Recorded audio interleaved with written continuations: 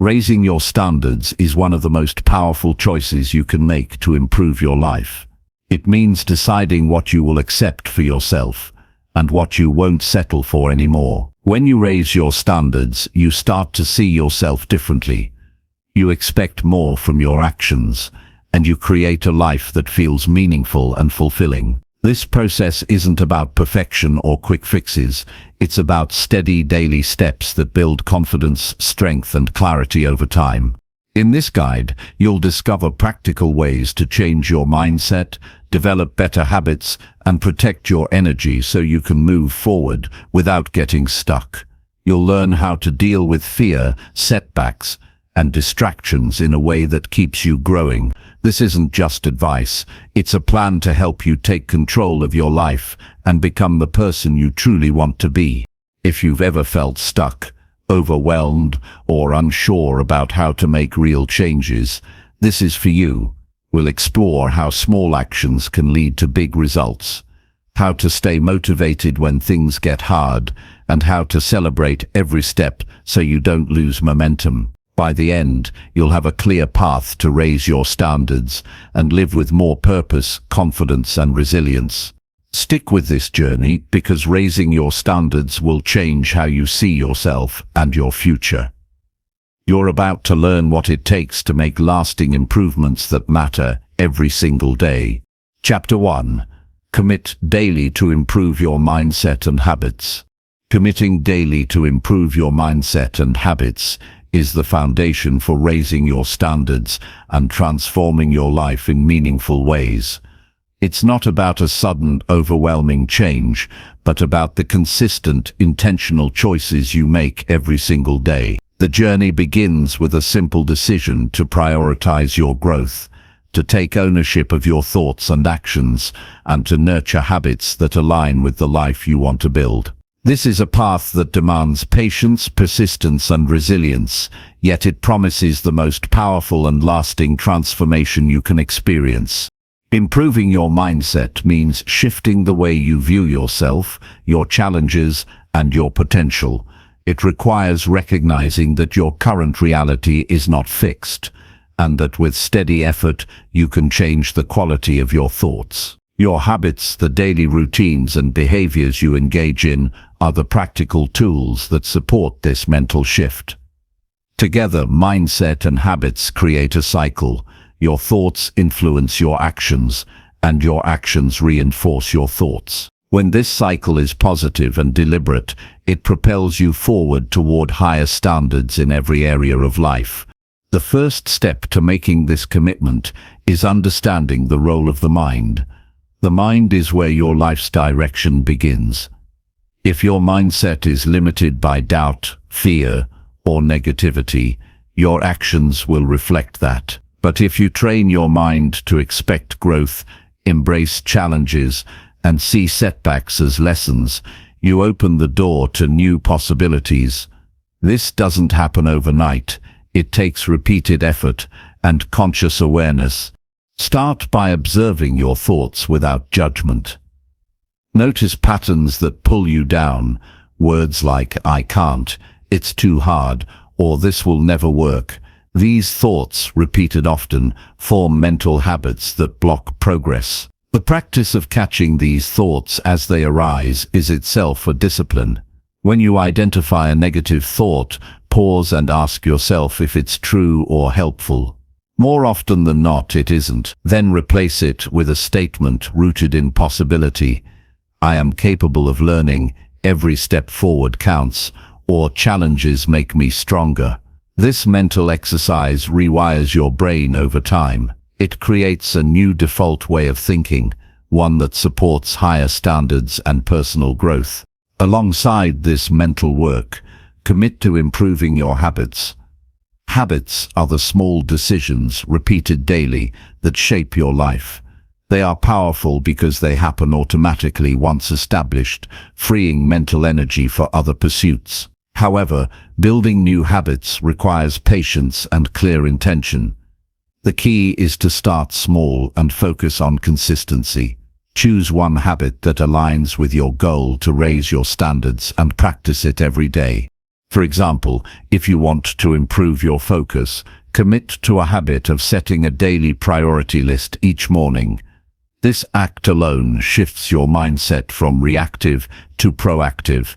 It organizes your day around what matters most rather than distractions. When you follow through on this habit daily, you train your brain to prioritize, plan, and execute with purpose.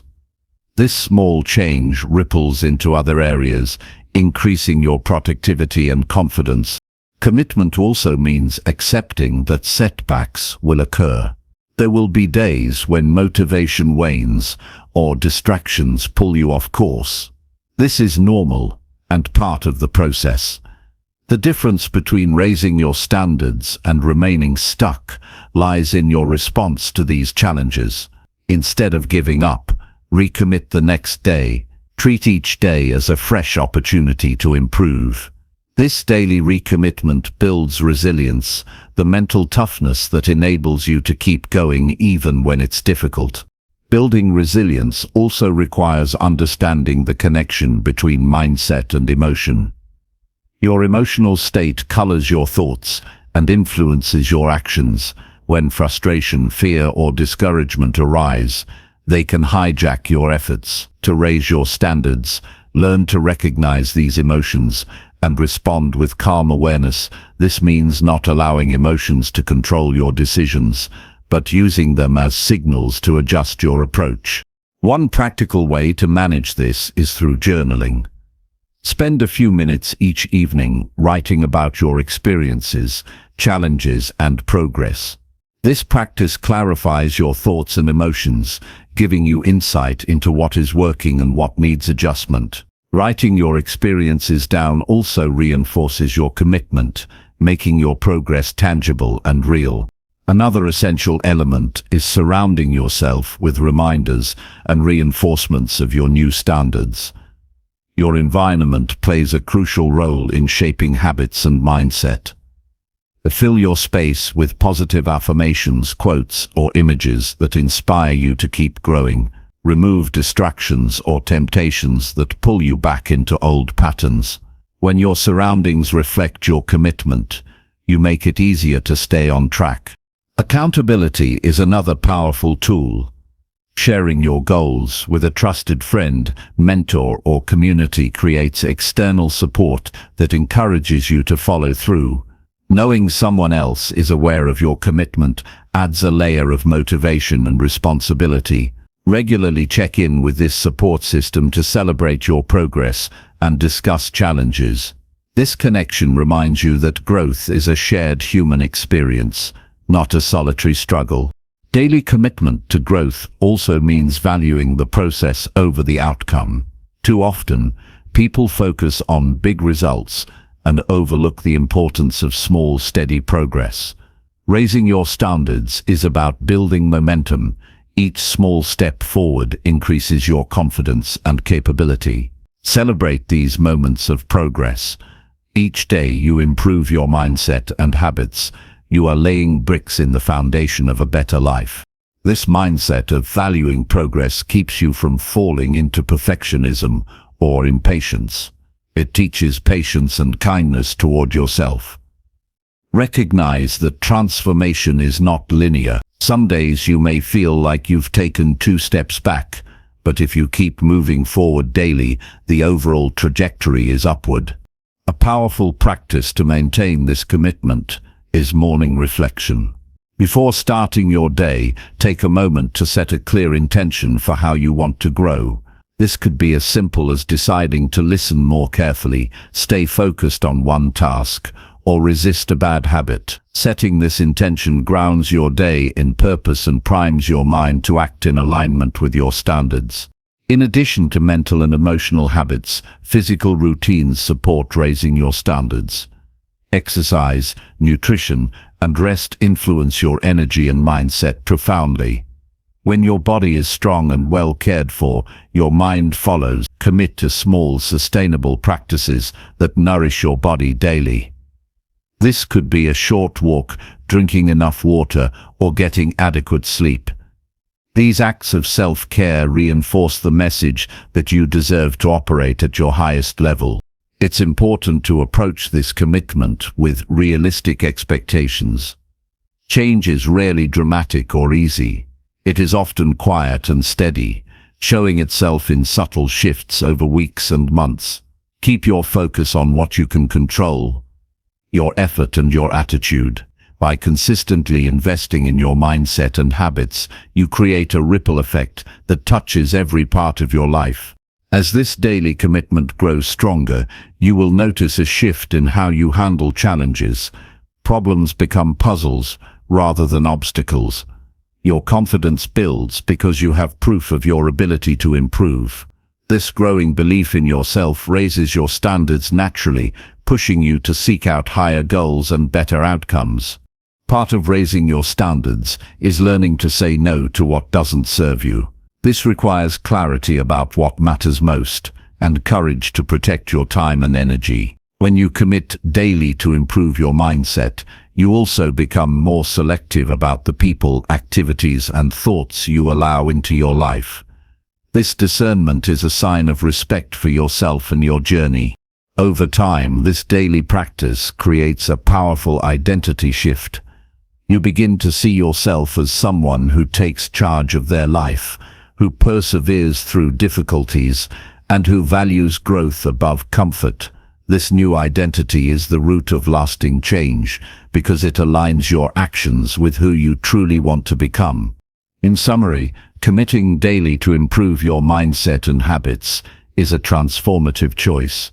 It requires waking up each day with purpose, observing your thoughts, taking intentional actions, and responding to setbacks with resilience. It means valuing progress over perfection and surrounding yourself with support and reminders of your commitment.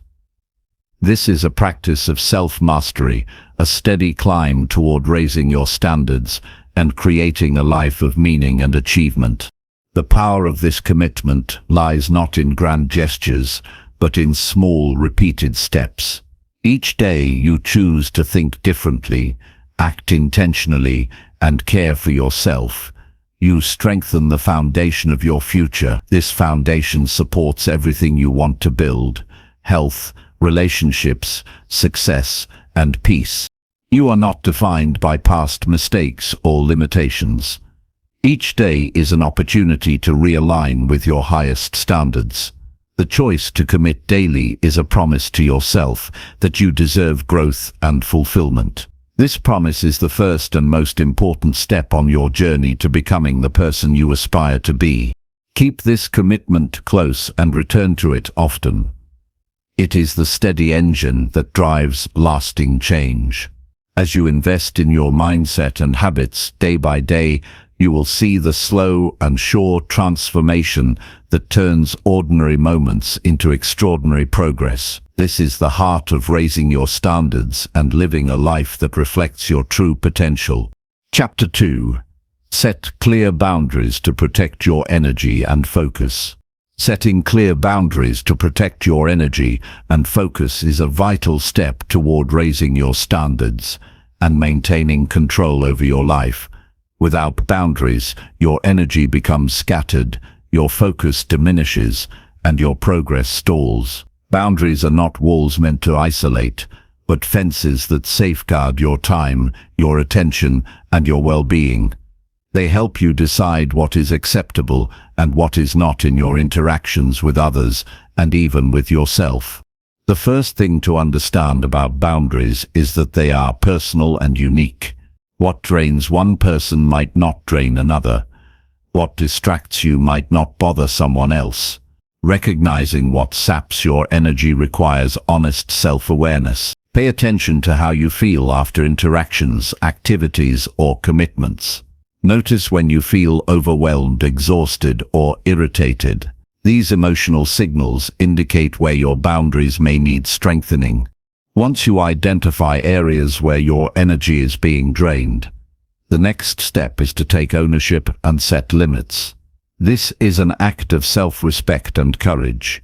It involves communicating clearly to yourself and others about what you will and will not tolerate. Setting boundaries means saying no when necessary, stepping away from toxic situations, and prioritizing your needs without guilt. It is important to remember that protecting your energy is not selfish.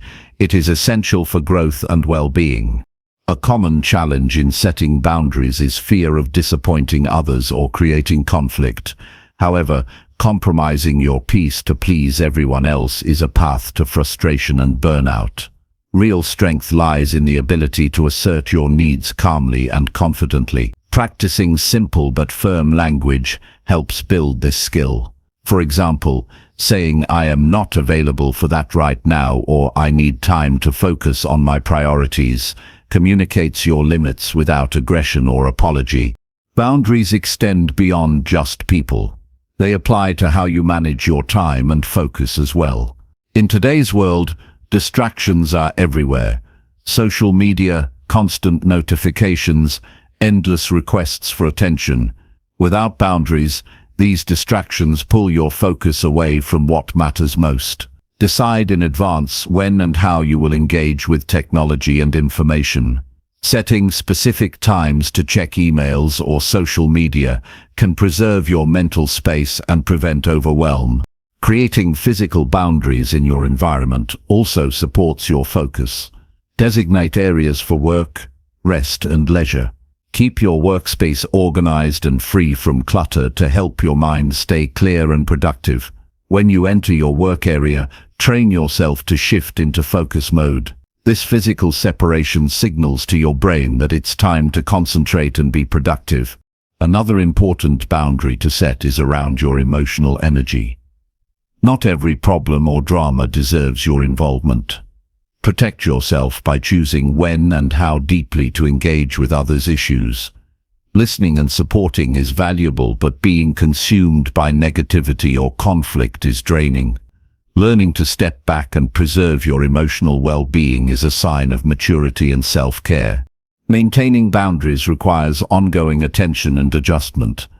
As you grow, your needs and limits may change. Be flexible but firm. Reassess regularly where you feel stretched too thin or distracted and adjust your boundaries accordingly. This ongoing process keeps your energy aligned with your priorities and supports sustainable growth. Setting boundaries also means learning to say no without over-explaining or justifying yourself excessively. Your reasons for protecting your time and energy are valid. You don't owe elaborate excuses. Keeping your responses simple helps you maintain clarity and confidence. This reduces the risk of being pulled into negotiations that wear down your resolve. It's useful to remember that others may react to your boundaries with resistance or misunderstanding. This is natural because your new limits may disrupt their expectations or habits. Stay calm and consistent. Over time, people will learn to respect your boundaries as they see you honoring them without wavering. Your example encourages others to reflect on their own limits and self-respect. Setting boundaries strengthens your sense of control and self-worth.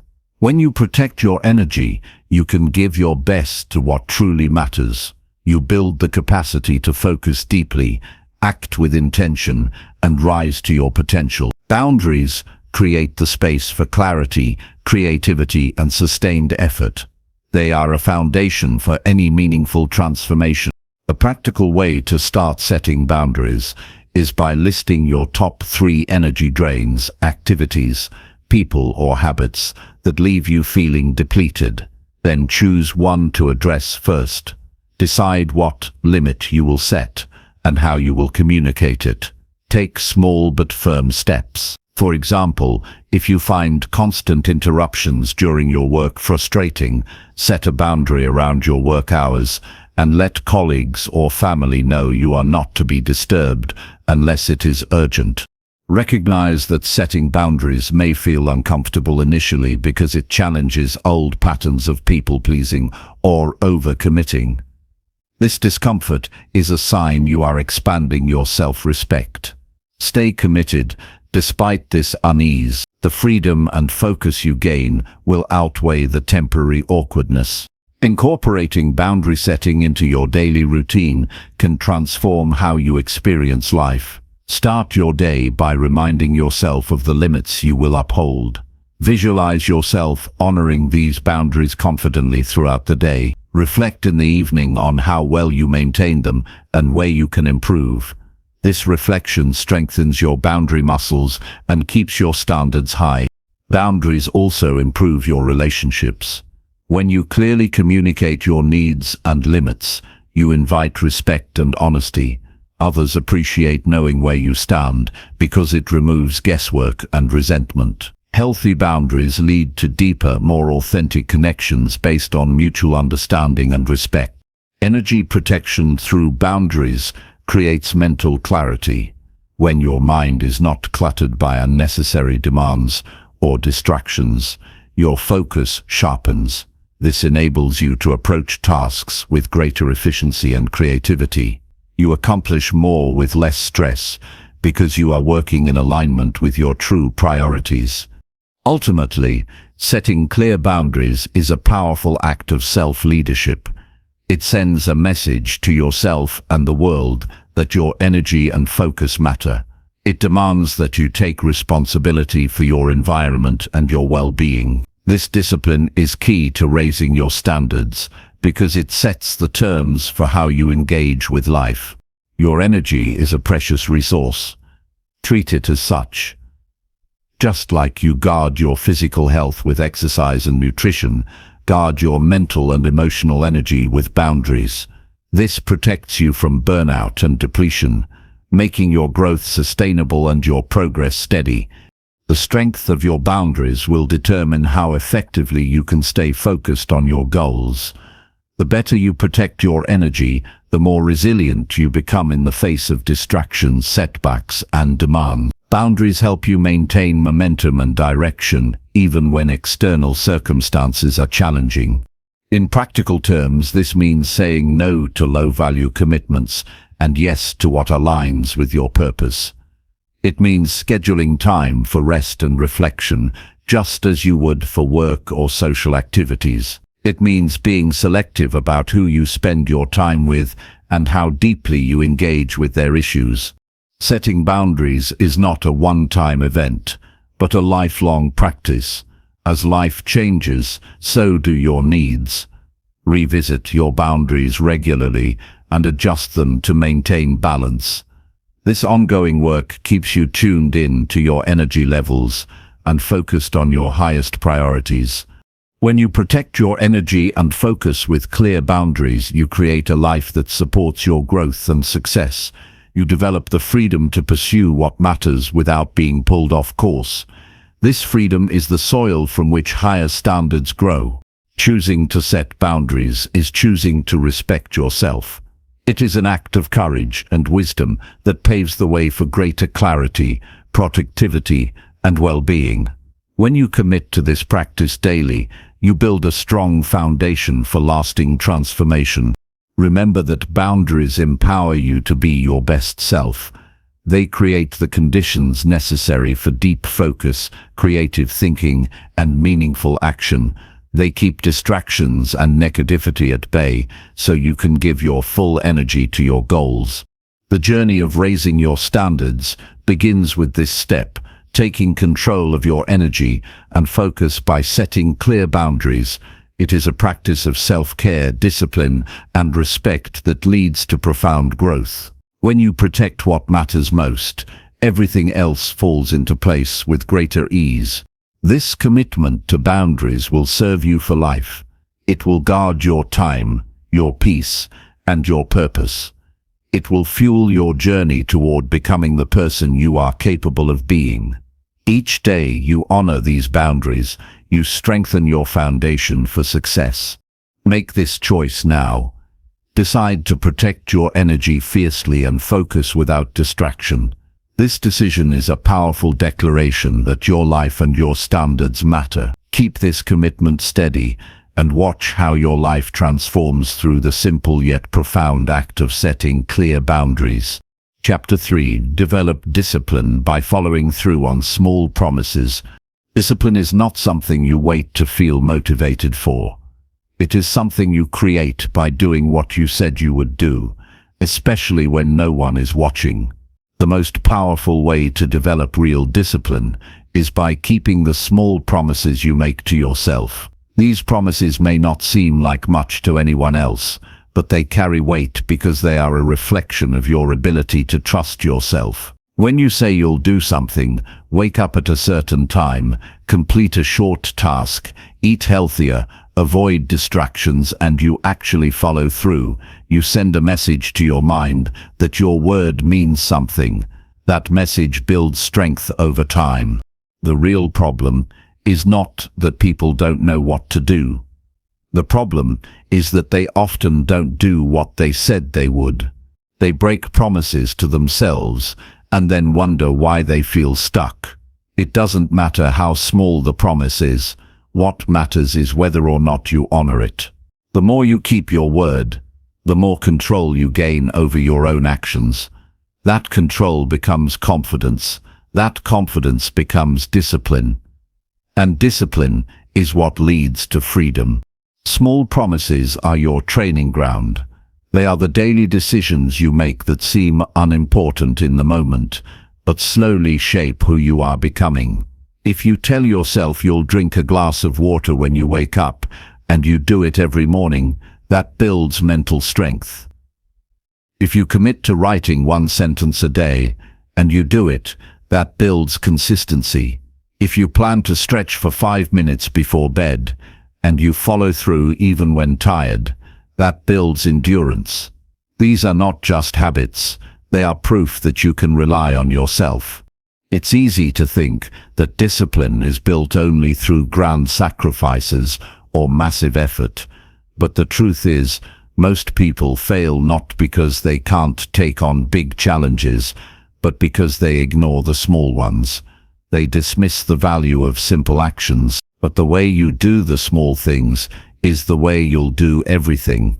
If you can't follow through on what you told yourself this morning, how will you trust yourself when it's time to make bigger decisions? The foundation of discipline is repetition of honest action. Following through on small promises requires clarity. You can't keep a promise that you don't clearly define. Start by deciding what matters and write it down. Don't make 10 promises a day. Make 1 or 2 that you know you can keep. Choose them with intention. These could be as simple as spending 10 minutes reading, walking for 15 minutes, or turning off your phone at a certain hour. Then stick to them, no matter what. The purpose isn't to be perfect. The purpose is to build proof. There will be days when excuses seem more powerful than your intentions. You'll feel tempted to skip the task, delay it, or ignore it altogether. Those are the moments that test your standards. That's when discipline is built. When you do the thing anyway, especially when it's uncomfortable, you strengthen your internal resolve. That's how your mind learns to trust your actions over your emotions. That's how your life begins to shift. Every time you keep a small promise, you stack a layer of inner strength. That strength compounds. It becomes part of how you think, how you move, how you handle setbacks. And the best part is that discipline is not dependent on talent, money, or background. It's something anyone can develop because it is simply the act of doing what you said you'd do. It belongs to the consistent, not just the naturally gifted. There's a difference between motivation and discipline. Motivation is temporary. It fades. It's easy to be excited for a day or two, but when the novelty wears off, what remains is your ability to take action without needing a feeling to push you. Discipline is showing up even when the mood is gone. That's why it matters to build it with small actions. You train your mind to value follow-through more than comfort. You learn to focus on doing instead of debating. Small promises are manageable. They don't overwhelm. That's why they are powerful. You can build momentum without feeling like you have to change everything overnight. You stop waiting for the perfect time and start acting within your current reality. One fulfilled promise leads to another, and over time, what seemed difficult becomes automatic. It becomes your new standard. People often overlook the importance of momentum. When you keep one small promise today, you're more likely to keep another tomorrow. That creates a rhythm. You start to trust your ability to finish what you start. That trust makes you more likely to set bigger goals because you believe in your own follow-through. It's not about trying harder. It's about staying honest with your effort, day after day. There will be times when you break a promise. That doesn't mean you've failed. What matters is what you do next. Do you ignore it and slide back into old habits? Or do you recognize the slip, reset, and return with stronger focus? Discipline includes recovery. It includes learning from your missteps without giving up your standards. You're not aiming for flawlessness. You're aiming for consistency. And that's something you build, one small act at a time. Another benefit of following through on small promises is that it quiets the noise in your mind. When you keep delaying what you say you'll do, your mind becomes cluttered with guilt, pressure, and stress. But when you follow through, your mind becomes clearer. You don't carry the weight of unfinished intentions.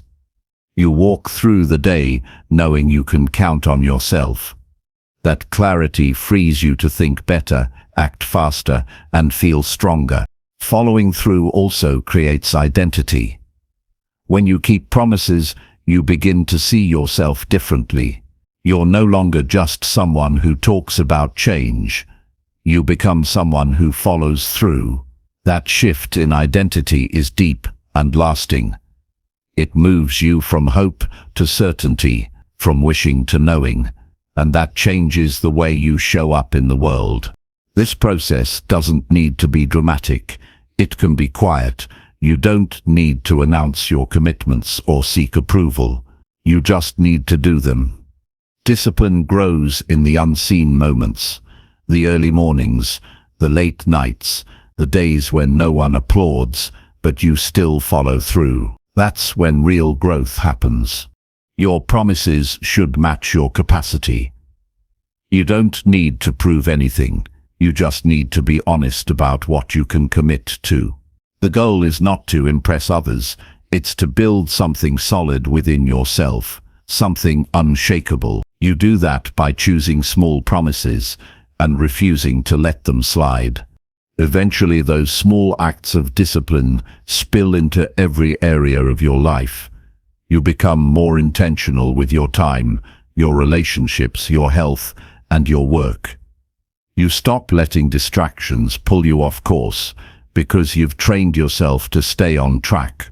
You hold yourself to a higher level because you've built the habit of honoring your word. This kind of discipline is rare not because it's complicated, but because it requires humility and patience. It asks you to keep showing up, even when results are slow. It demands effort without applause. But those who commit to it experience a level of strength and peace that can't be faked. Discipline built through small promises is one of the few things you can fully control. You can't control outcomes, opinions, or circumstances, but you can control your effort. You can control whether or not you do what you said you'd do. That control gives you power, not over the world, but over yourself, and that's the only power that truly matters. So if you want to raise your standards, don't wait for a perfect plan or a big opportunity. Start where you are. Pick one promise, keep it, then pick another, keep that one too. Stack them, let them build something real inside you. Let them shape your character, because in the end, the person who does what they say, no matter how small, is the person who becomes unstoppable. Chapter 4. Surround yourself only with people who lift you up. The people around you shape your thoughts, your energy, your confidence, and ultimately your direction in life. When you surround yourself with people who lift you up, you protect your peace and feed your growth. These are the people who believe in your potential, challenge you to do better, and remind you of your worth even when you doubt it yourself. They don't compete with you, they cheer for you. They don't drain your spirit, They help you build it. They don't hold you back. They help you move forward. If you want to raise your standards, you must first raise the standards of the company you keep. The truth is, many people remain stuck because they're surrounded by individuals who are comfortable being average, afraid of change, or threatened by ambition. And when you're constantly around that kind of energy, it becomes easy to question yourself. You start lowering your goals just to fit in. You stop talking about your ideas because no one takes them seriously. You hesitate to change because no one else around you is growing. That silent pressure to conform is one of the biggest killers of progress. Choosing to surround yourself with uplifting people isn't about pretending that life is always positive. It's about being around people who face reality with strength, who face setbacks with dignity, and who keep pushing themselves even when it's hard. These people inspire you by the way they live, not just by what they say. Being around them doesn't exhaust you, it expands you. After talking with them, you don't feel judged or misunderstood. You feel seen and encouraged. But to attract people like that, you first need to become someone who lifts others too. If you carry bitterness, jealousy, or negativity, you'll push away those who are on a higher path. You can't demand positivity while feeding off drama. You can't expect support while criticizing others behind their backs. To find people who elevate you, you must walk the same path. Work on your attitude, speak with honesty, respect other people's efforts, celebrate their wins, bring the kind of energy you hope to receive.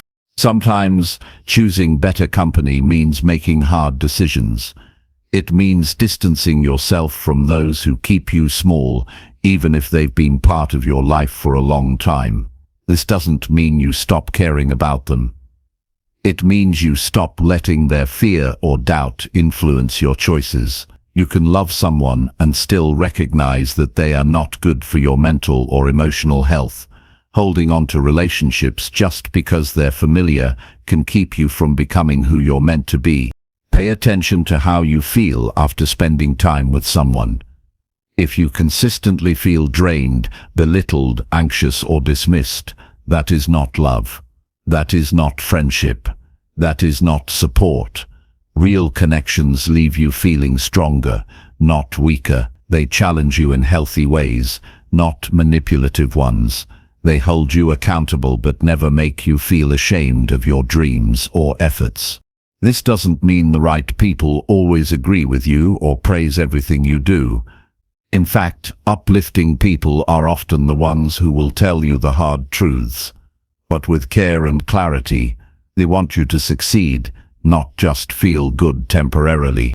They will point out your blind spots, not to shame you, but to help you grow. They're not interested in flattery. They're committed to honesty and encouragement. And that's exactly the kind of feedback you need when you're serious about raising your standards. To build a life surrounded by people who uplift you, start by becoming more intentional with your time. Stop spending hours with people out of obligation or guilt.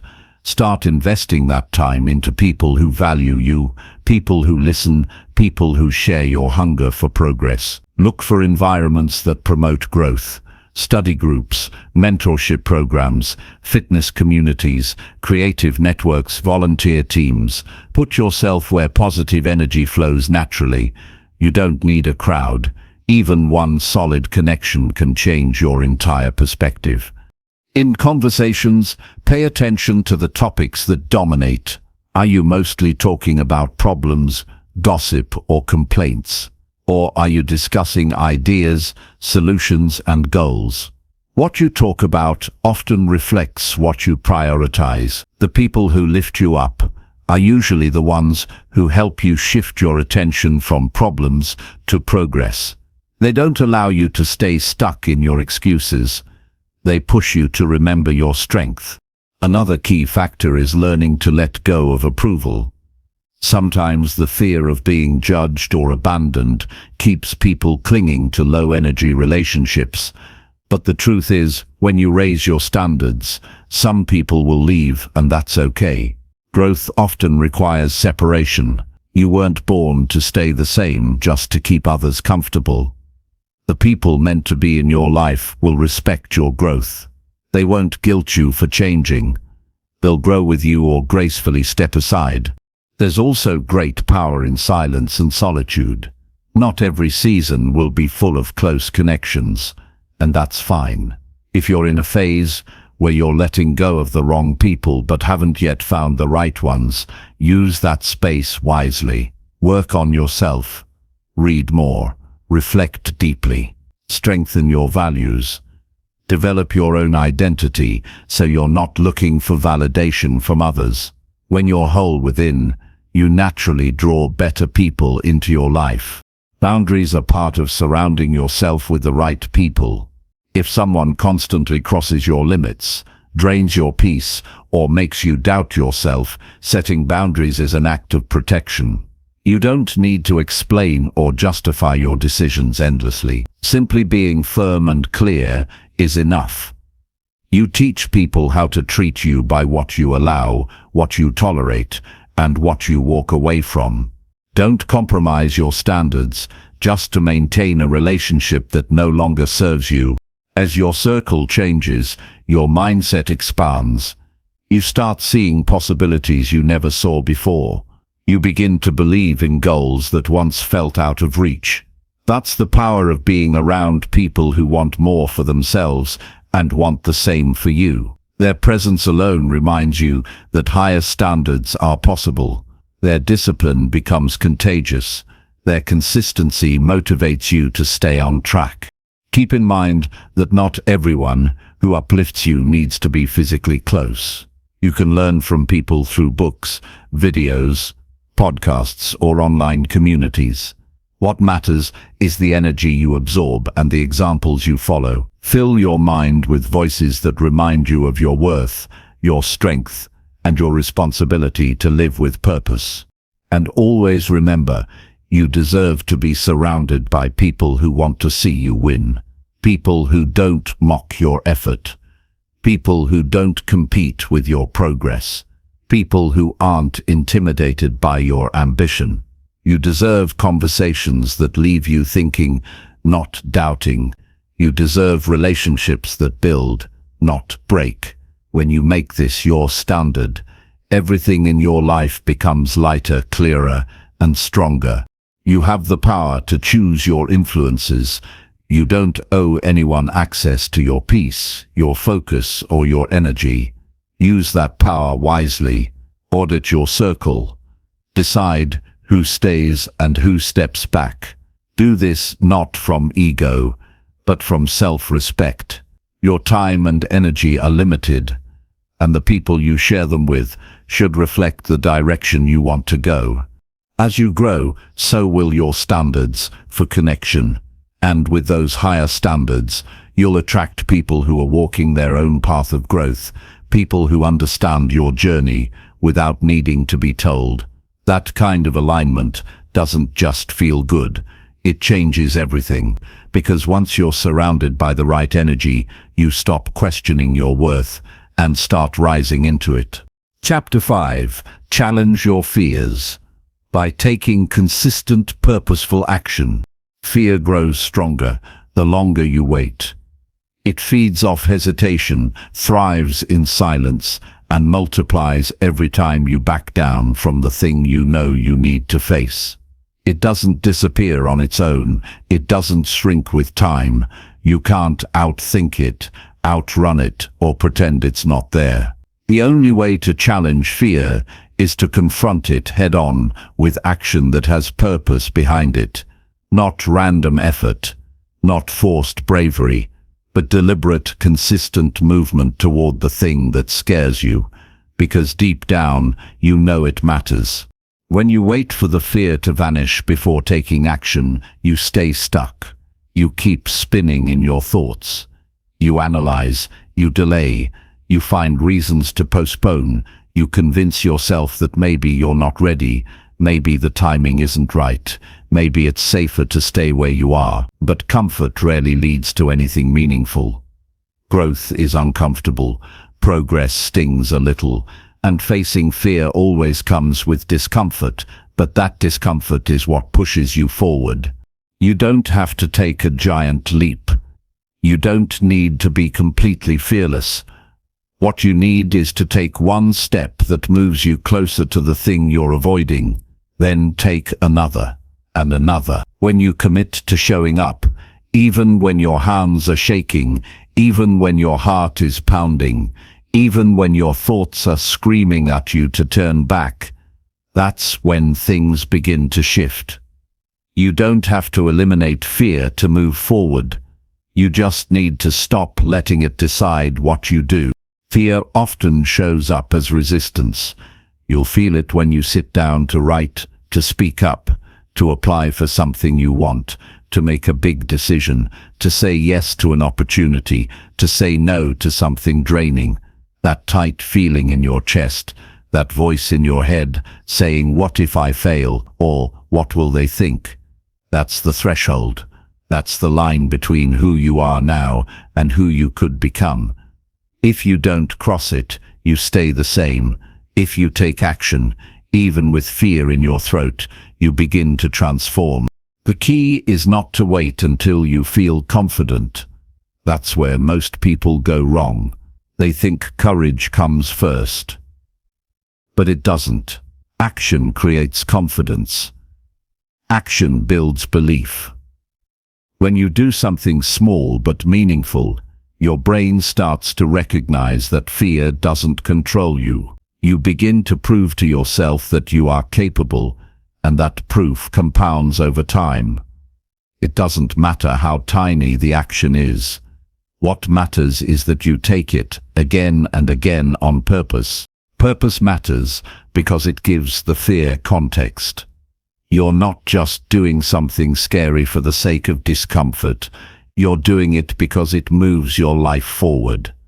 You're doing it because it brings you closer to who you want to be. When your actions are tied to a clear reason, fear starts to lose its power. You're not just surviving it, you're using it. You're turning anxiety into fuel. You're stepping into discomfort with intention. That shift in mindset changes everything. And yes, you will still feel afraid. That doesn't mean you're failing. It means you're growing. Fear doesn't always disappear just because you're doing the right thing. It lingers. It whispers. But with each action you take, it becomes quieter. What used to paralyze you becomes manageable. What once felt impossible starts to feel familiar. And before you know it, the thing that used to control you becomes part of your routine. That's the power of consistency. If you want to challenge fear, you must commit to showing up regularly, not just when it's convenient, not just when you're motivated, not just when the stars align. The people who grow fast are the ones who take small purposeful action every day, even when they don't feel like it, even when they're tired, even when they're unsure, because they know that discipline overrules emotion and repetition breaks the illusion that fear is bigger than it is. It also helps to talk to yourself differently. Fear becomes heavier when you fuel it with negative thoughts. If you constantly say, "I can't do this," or "What if I fail?" or "This is too much," you make the fear seem even more real. Start shifting your language. Tell yourself, "This is hard, but I can handle it," or "It's okay to feel nervous," or "I don't need to be perfect, I just need to keep going." That kind of internal dialogue gives you room to breathe. It helps you move even with fear present. Another important piece is breaking down what you're afraid of. Don't just say, "I'm scared." Ask yourself, what am I really afraid will happen? Will I be judged? Will I make a mistake? Will someone reject me? Will I look foolish? Write it down. Make it specific, then ask, if that fear came true, could I survive it? What would I do next? How would I recover? Most of the time, the worst-case scenario isn't as bad as your mind makes it out to be. Once you face it on paper, it loses some of its power over you. You also have to stop expecting to feel ready. Readiness is a myth. If you wait for the perfect moment when you're completely prepared, you'll wait forever. Real growth happens when you act before you feel fully ready. That's when the breakthrough happens. That's when you surprise yourself. That's when you realize you've always been more capable than you gave yourself credit for. Waiting only makes the fear louder. Doing makes the fear shrink. You're not weak for being afraid. You're not broken. Fear is part of being human. But letting fear run your life is a choice, and it's a choice you don't have to keep making. You don't need to overhaul your entire world in one day. You just need to build a pattern. Choose one thing that scares you but matters to you, and do something small toward it every single day. Not for approval, not for applause, but for yourself. Because the version of you on the other side of fear, the version who shows up consistently, who doesn't quit when it's hard, who learns through discomfort, who builds momentum, is the version who builds a life they're proud of. That version isn't fearless. They're just no longer controlled by fear. They feel it, acknowledge it, and keep moving. And that's all you have to do. Keep moving. Take the step. Make the call. Send the message. Sign up. Speak up. Follow through. Not when it feels easy, but especially when it doesn't. That's where the change begins. Fear may not disappear right away, but you will grow stronger, bolder, and more resilient with every step forward. And over time, fear will no longer be the thing that holds you back. It will be the thing that reminds you you're doing something that matters. Chapter 6. Prioritize health and wellness to fuel lasting growth. If your body is drained, your mind struggles to keep up. If you're constantly tired, in pain, or running on empty, it becomes harder to think clearly, stay motivated, or follow through on anything meaningful. You can't build a strong life on a weak foundation, and that foundation begins with your health. When you make your well-being a priority, everything else becomes easier to manage. You start each day with more clarity, more energy, and more control.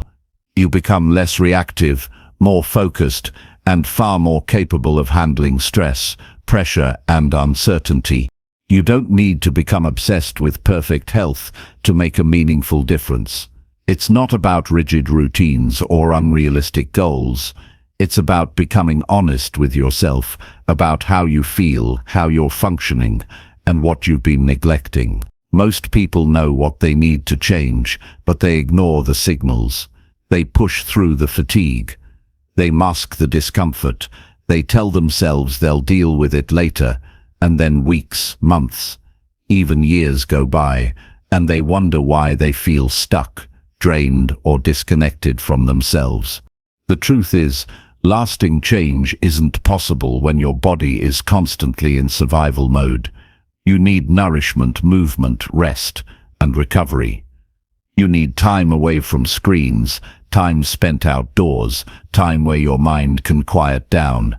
You need to hydrate, stretch, breathe, and sleep without guilt. When you treat your body with care, you begin to think differently.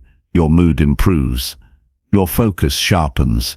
You become more resilient, not just physically, but mentally and emotionally. Start with the basics. Look at how you're sleeping, not just how many hours, but the quality. Do you wake up tired, even after a full night's rest? Are you scrolling late into the night, overstimulated when you should be winding down? That alone can shift your entire day. Fixing your sleep may not seem like a big deal, but it's one of the most powerful things you can do for your growth. When you're rested, you make better decisions. You respond instead of reacting. You have the strength to do the hard things instead of avoiding them. Then look at how you're eating.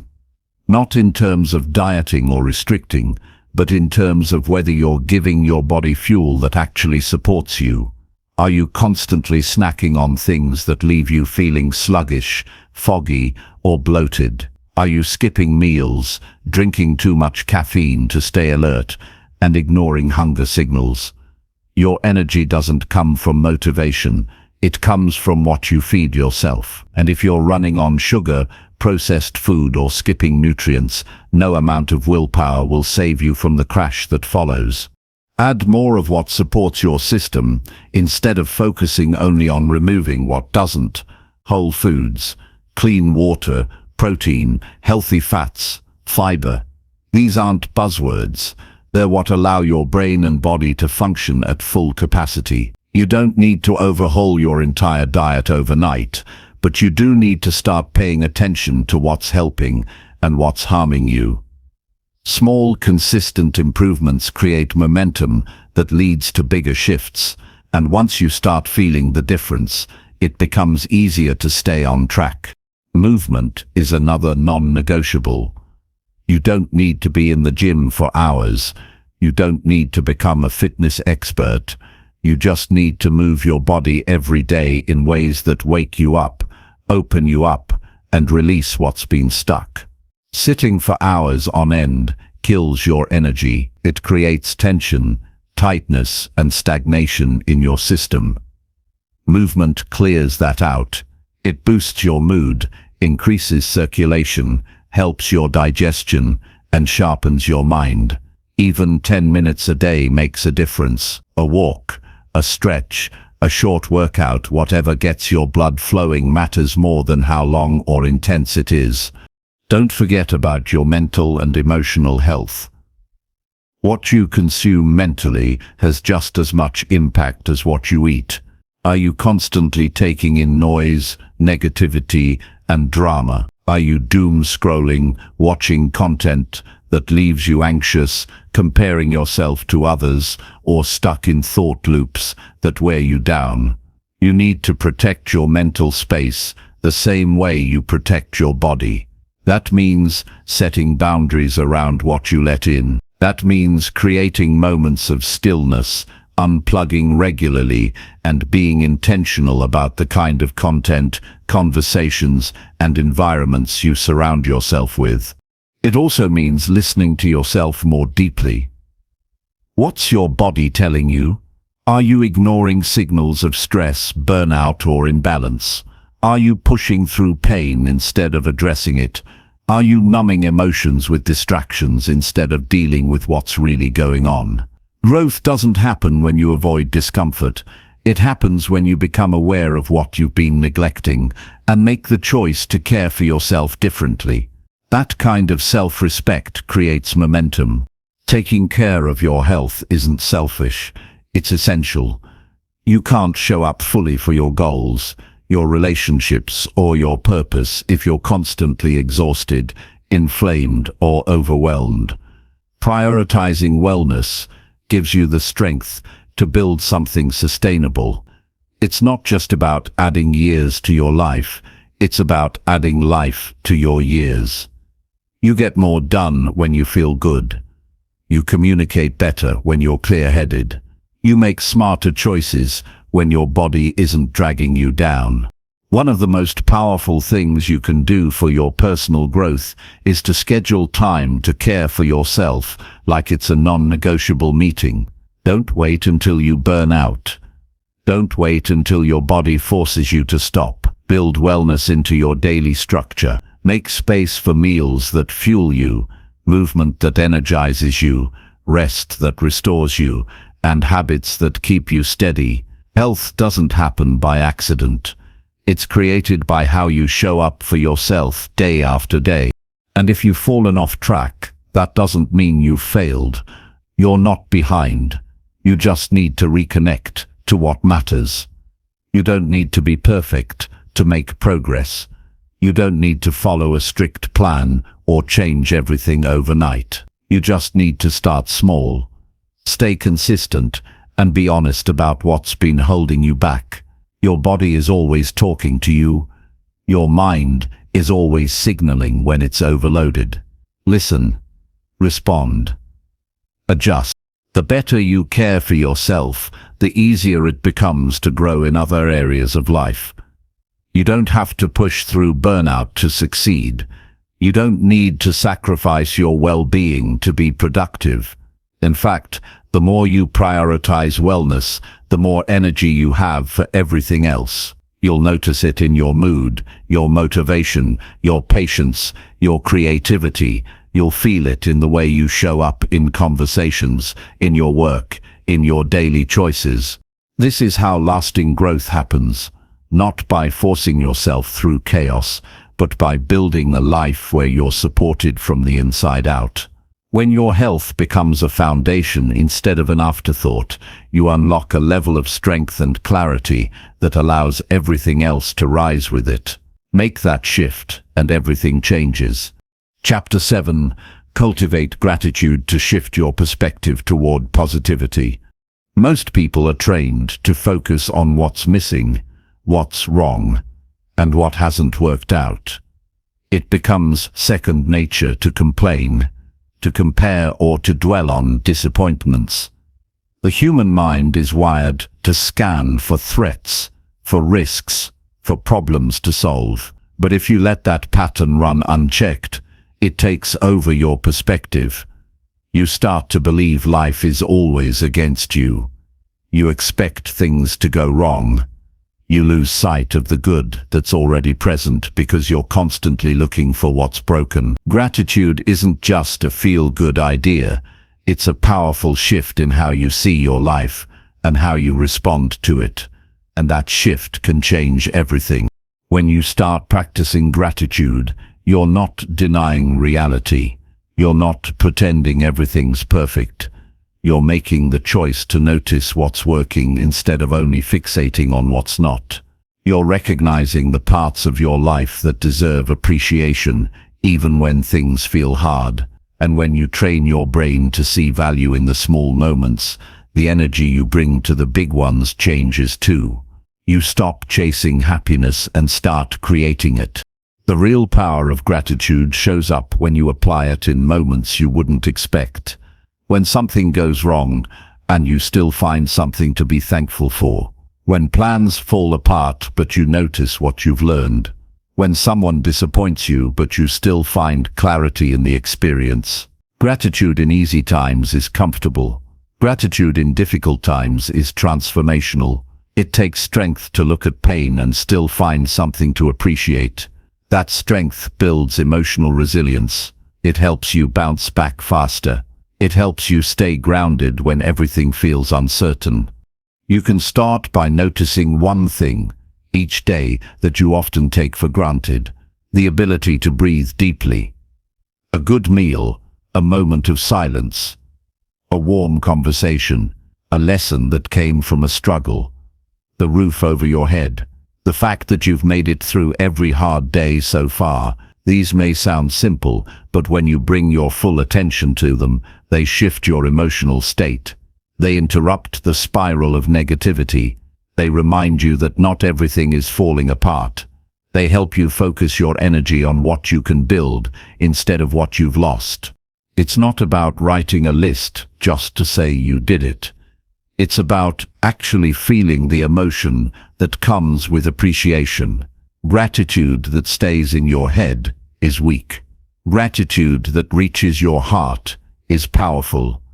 It softens anger. It dissolves envy. It removes bitterness. You can't be deeply grateful and simultaneously resentful. You can't hold appreciation and entitlement in the same space. You have to choose which one you're going to let guide your thinking. And the more often you choose gratitude, the more natural it becomes. This practice doesn't take much time, but it requires attention. Most people move through their days on autopilot, barely noticing the details. Gratitude demands you slow down, even briefly, to take in what's around you. When you do that, your entire perspective begins to shift. You stop expecting life to meet you with perfection. You start meeting life with presence. That change alone can make you more patient, more joyful, more compassionate toward others. When you feel overwhelmed, gratitude brings you back to center. When you're discouraged, it reminds you that progress is still happening, even if it's not obvious. When you're frustrated, it gives you space to breathe and reflect instead of reacting impulsively. It doesn't remove pain, but it gives you the strength to move through it without letting it consume you. You'll notice that grateful people are not naive. They're not the ones pretending everything is okay. They're the ones who've learned how to find peace within chaos. They're grounded because they've made peace with what they can't control. They've stopped waiting for life to be perfect before they allow themselves to feel joy. And because of that, they create momentum. They attract better energy. They build stronger relationships. They make wiser decisions because they're not operating from fear or lack. If you're always looking for what's missing, you'll never feel like what you have is enough. No amount of success, validation, or achievement will satisfy you. You'll keep chasing more, thinking happiness is always one step ahead. But when you anchor yourself in gratitude, you realize how much is already available to you. You stop running from the present moment. You start using it as a foundation for growth. It's not always easy, especially if you've been through pain, disappointment, or trauma. But even in those experiences, there are lessons, growth, and deeper self-awareness. Gratitude doesn't mean pretending something didn't hurt. It means choosing not to let that hurt define your entire worldview. It means giving yourself the gift of perspective. You can carry the pain and still appreciate the strength it gave you. You can grieve and still be thankful for the memories. You can struggle and still acknowledge the people who stood by you. Make it a daily habit. Not just something you do when you feel good, but something you do regardless of how your day is going. Keep a journal, speak it aloud, text someone and thank them. Reflect before bed. Start your morning with a few quiet thoughts of appreciation. Over time, this small act creates a powerful change in your emotional baseline. You become less reactive, more grounded, and more tuned into the good that's already around you. You'll also notice your relationship improve. Gratitude makes you a better communicator. You become more generous with your words. You stop taking people for granted. You recognize their efforts. You express appreciation instead of only criticism. That kind of energy is contagious. It deepens trust, strengthens connection, and reduces unnecessary tension. Most importantly, gratitude helps you reconnect with yourself. When you pause to appreciate your journey, you start recognizing how far you've come. You stop measuring your worth by how much you've accomplished, and start honoring the growth you've experienced. You begin to see your own efforts with more kindness. That shift matters, because the relationship you have with yourself influences every part of your life. You won't always feel like practicing gratitude. There will be days where you're frustrated, tired, or discouraged. But that's exactly when it matters most. Gratitude is a discipline, not a mood. You do it because it shapes how you think, and how you think shapes how you live. The more you choose gratitude, the more you train your mind to find the good, not to ignore reality, but to build the strength to face it with clarity and calm. Every day offers something to be grateful for, and the more you train your eyes to see it, the more peace you'll carry with you. Gratitude isn't just a mindset, it's a way of seeing the world that keeps you rooted in what matters. It's a quiet strength that helps you move through life with more grace, more presence, and more light. Let that be the energy you carry forward. Chapter 8. Learn from failures and turn them into opportunities. Failure doesn't feel good when it happens. It's uncomfortable, discouraging, and often deeply personal. It can shake your confidence, make you question your path, and even push you to consider giving up. But what if the failure wasn't the end? What if it was actually the beginning of something more powerful? something that could never happen if you hadn't failed in the first place. Most people look at failure as a final judgment. They take it personally. They think it means they weren't good enough, smart enough, or worthy enough. But failure isn't the end of the road. It's feedback. It's a signal. It's information that can help you grow if you're willing to face it with honesty and courage.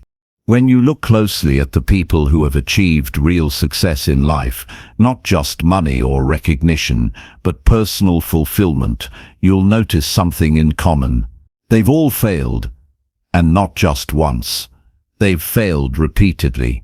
They've tried things that didn't work. They've made decisions that backfired. They've taken risks and fallen flat. But what separates them from others is what they did next. They didn't retreat.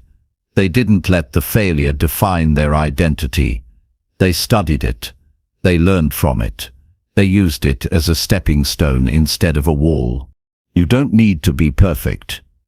You need to be willing to examine your mistakes without letting shame cloud your thinking. You need to be honest about what didn't work, but also compassionate toward yourself in the process.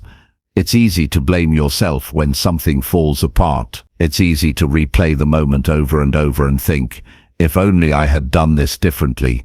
But growth doesn't come from beating yourself up. It comes from taking full responsibility and then deciding how to move forward with more clarity. Some of your most powerful lessons will come from the things that didn't go your way. A failed relationship can teach you how to communicate better or choose more wisely next time. A business setback can reveal where your strategy needs to improve. A rejection can push you to develop new skills you would have never considered. None of these lessons feel pleasant in the moment, but when you look back, they often become turning points.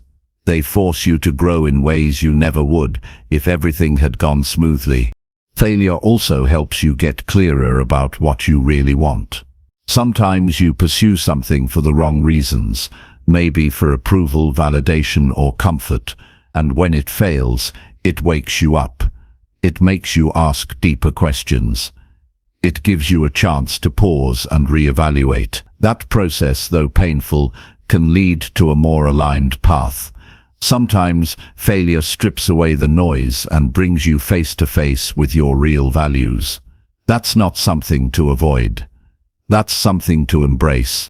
It's also important to remember that failure isn't personal. It's not an attack on who you are. It's simply an outcome that didn't meet your expectation. You can change your outcome by changing your approach. But if you let failure attack your identity, you lose your ability to try again. You stop taking risks. You stop putting yourself in situations where growth is possible. And that's when failure becomes permanent. Not because you weren't capable, but because you stopped moving. Your progress is built on trial and error. Nobody gets it right the first time, every time, and even when they do, success without struggle rarely builds character. It doesn't teach resilience. It doesn't deepen your understanding, but when you've been knocked down and stood back up, you gain a strength that no one can take from you. That strength doesn't come from books or courses.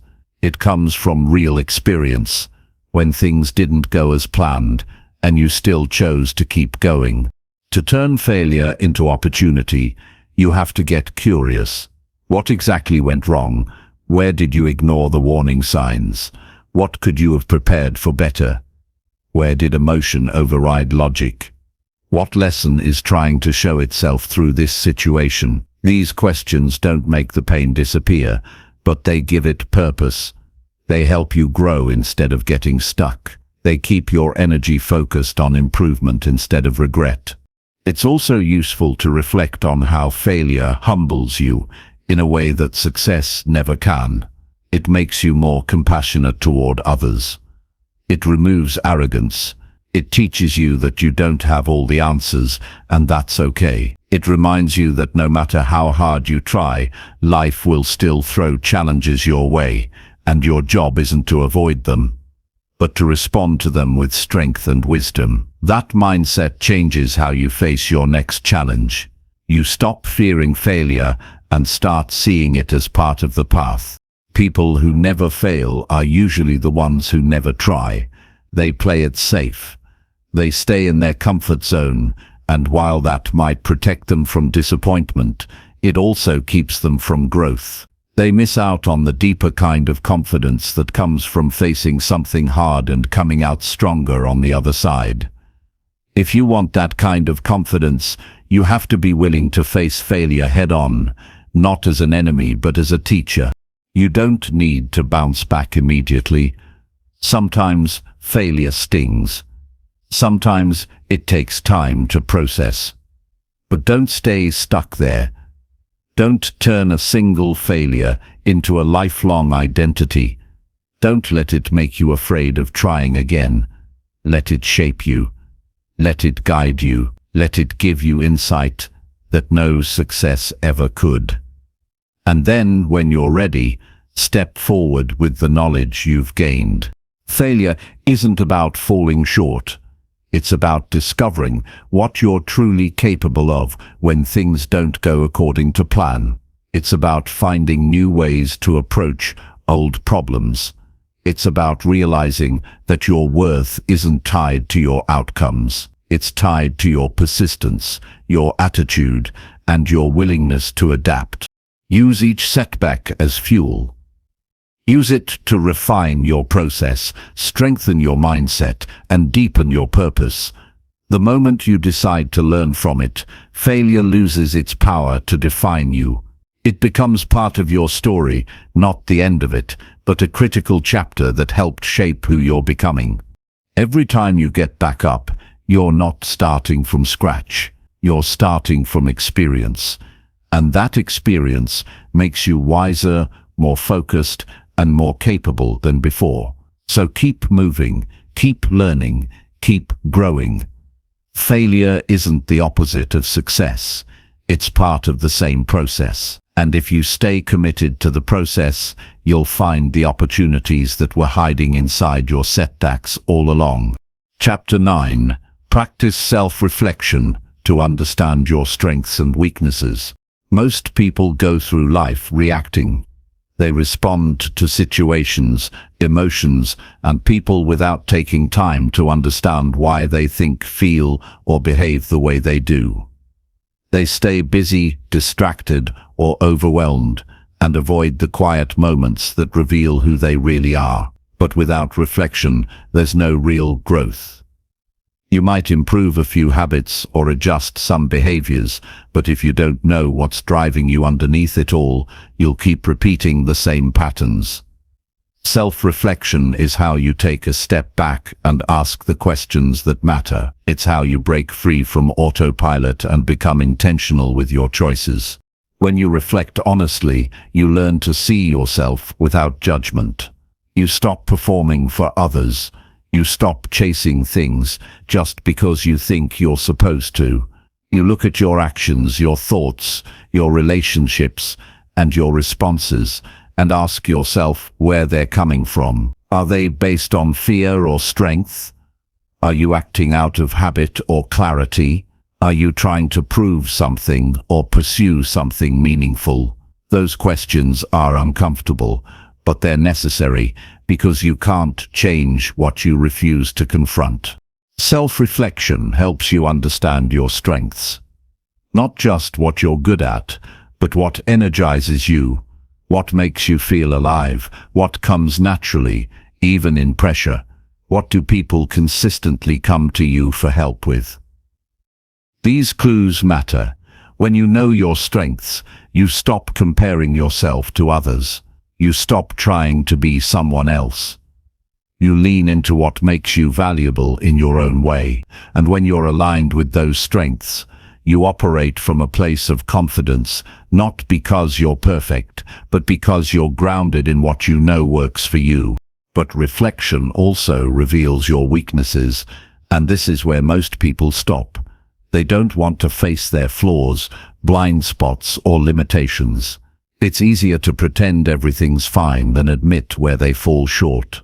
But the truth is, acknowledging your weaknesses doesn't make you weak. It makes you responsible. It shows that you're self-aware enough to notice where you need to grow and disciplined enough to do something about it. And often the very areas you struggle in are connected to your biggest breakthroughs, if you're honest enough to work on them. When you take time to reflect, you get perspective. You start seeing how certain beliefs have been controlling you without you realizing it.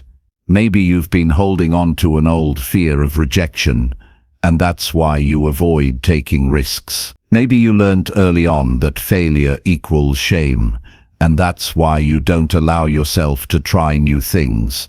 Or maybe you've been trying to please everyone for years, and it's draining your energy and joy. These patterns don't break by themselves. You have to notice them, and once you do, you get the chance to replace them with something stronger. Another benefit of reflection is learning how you've changed.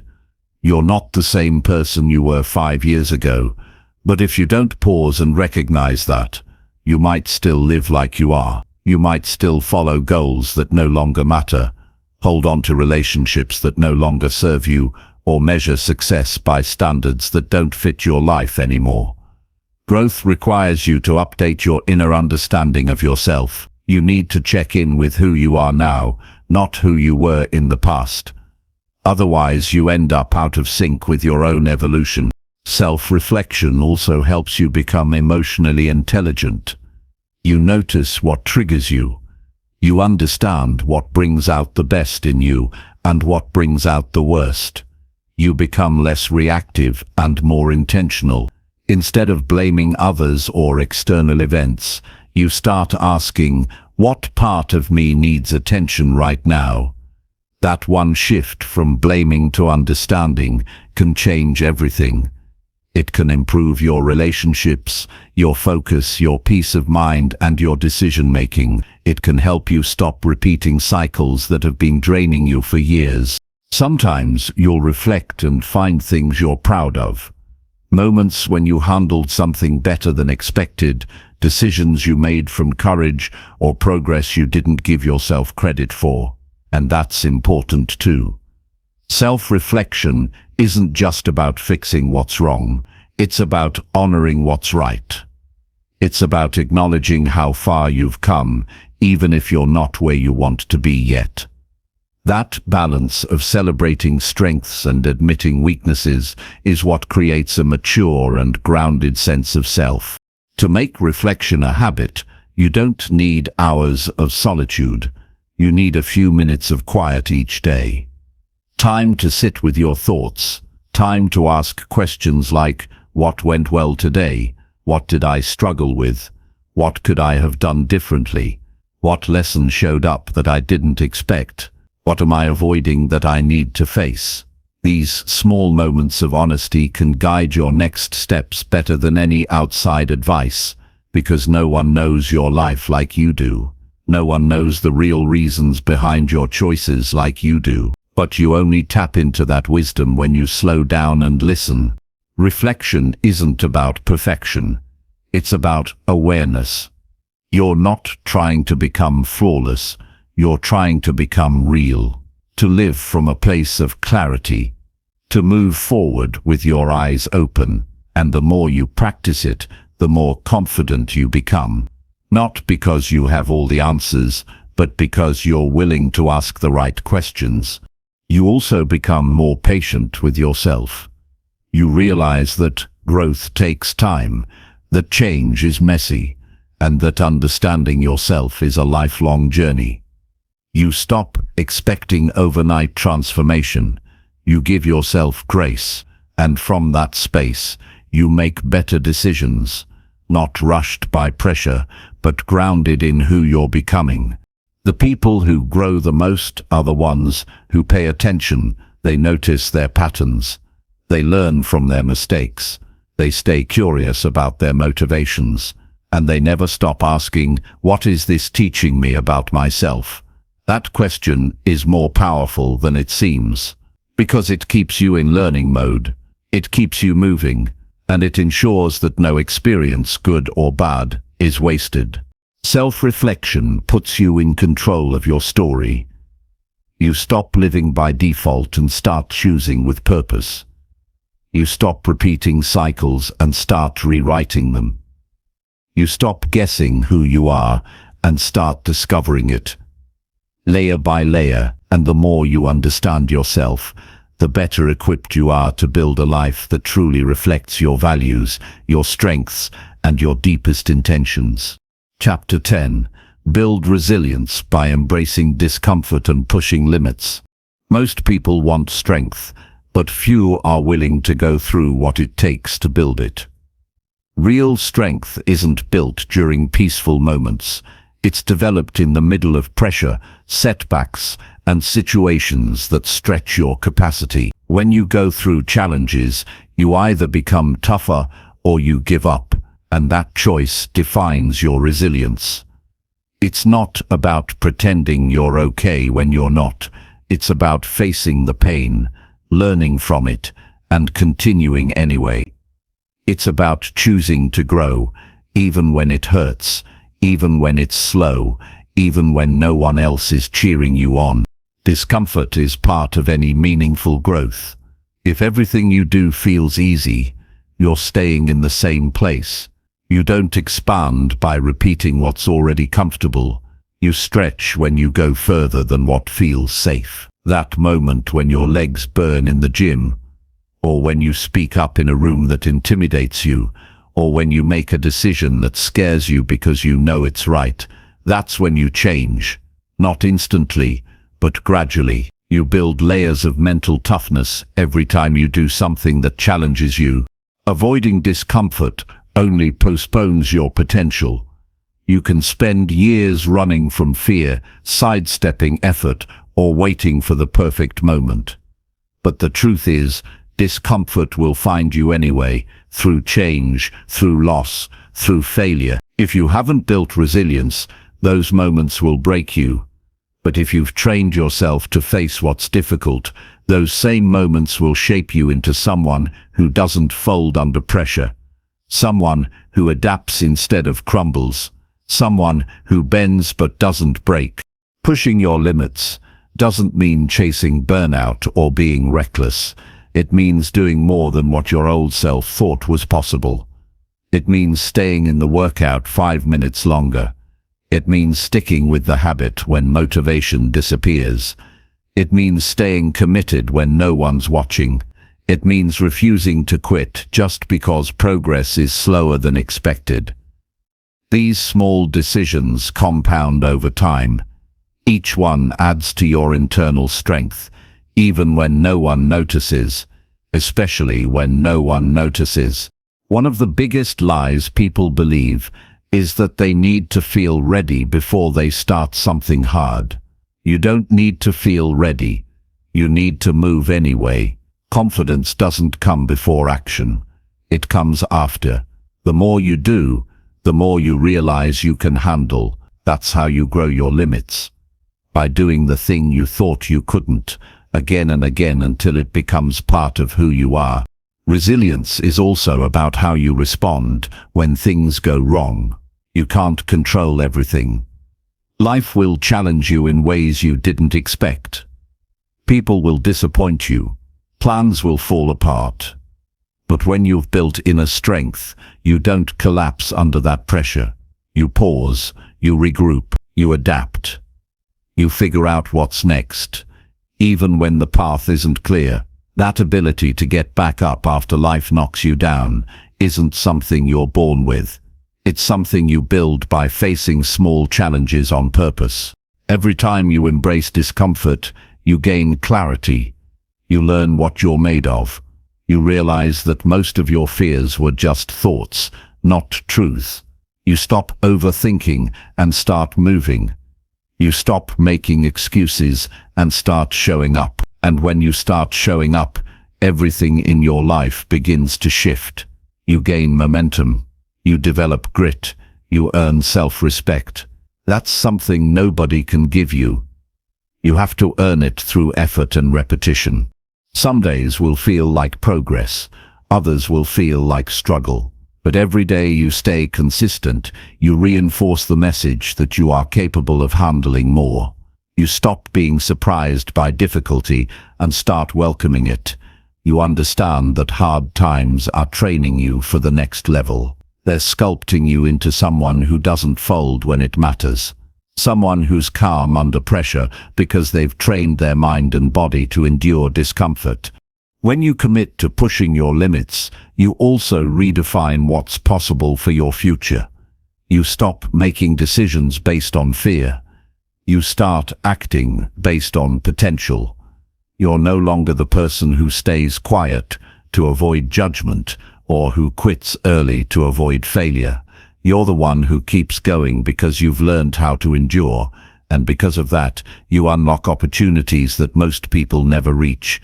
Not because they're not talented, but because they stop when it gets hard.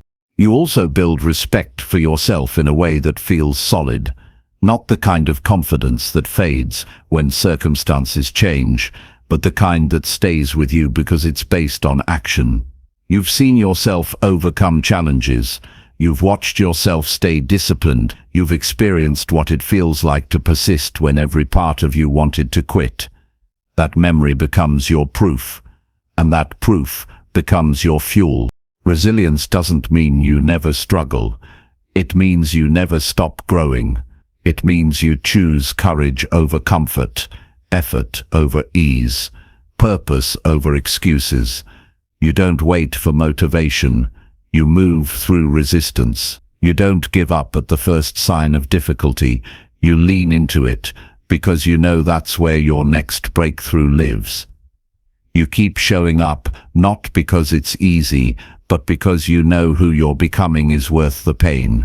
In the process of embracing discomfort, you find your edge. You figure out where your limits used to be. And then you go a little further. You start to enjoy the challenge.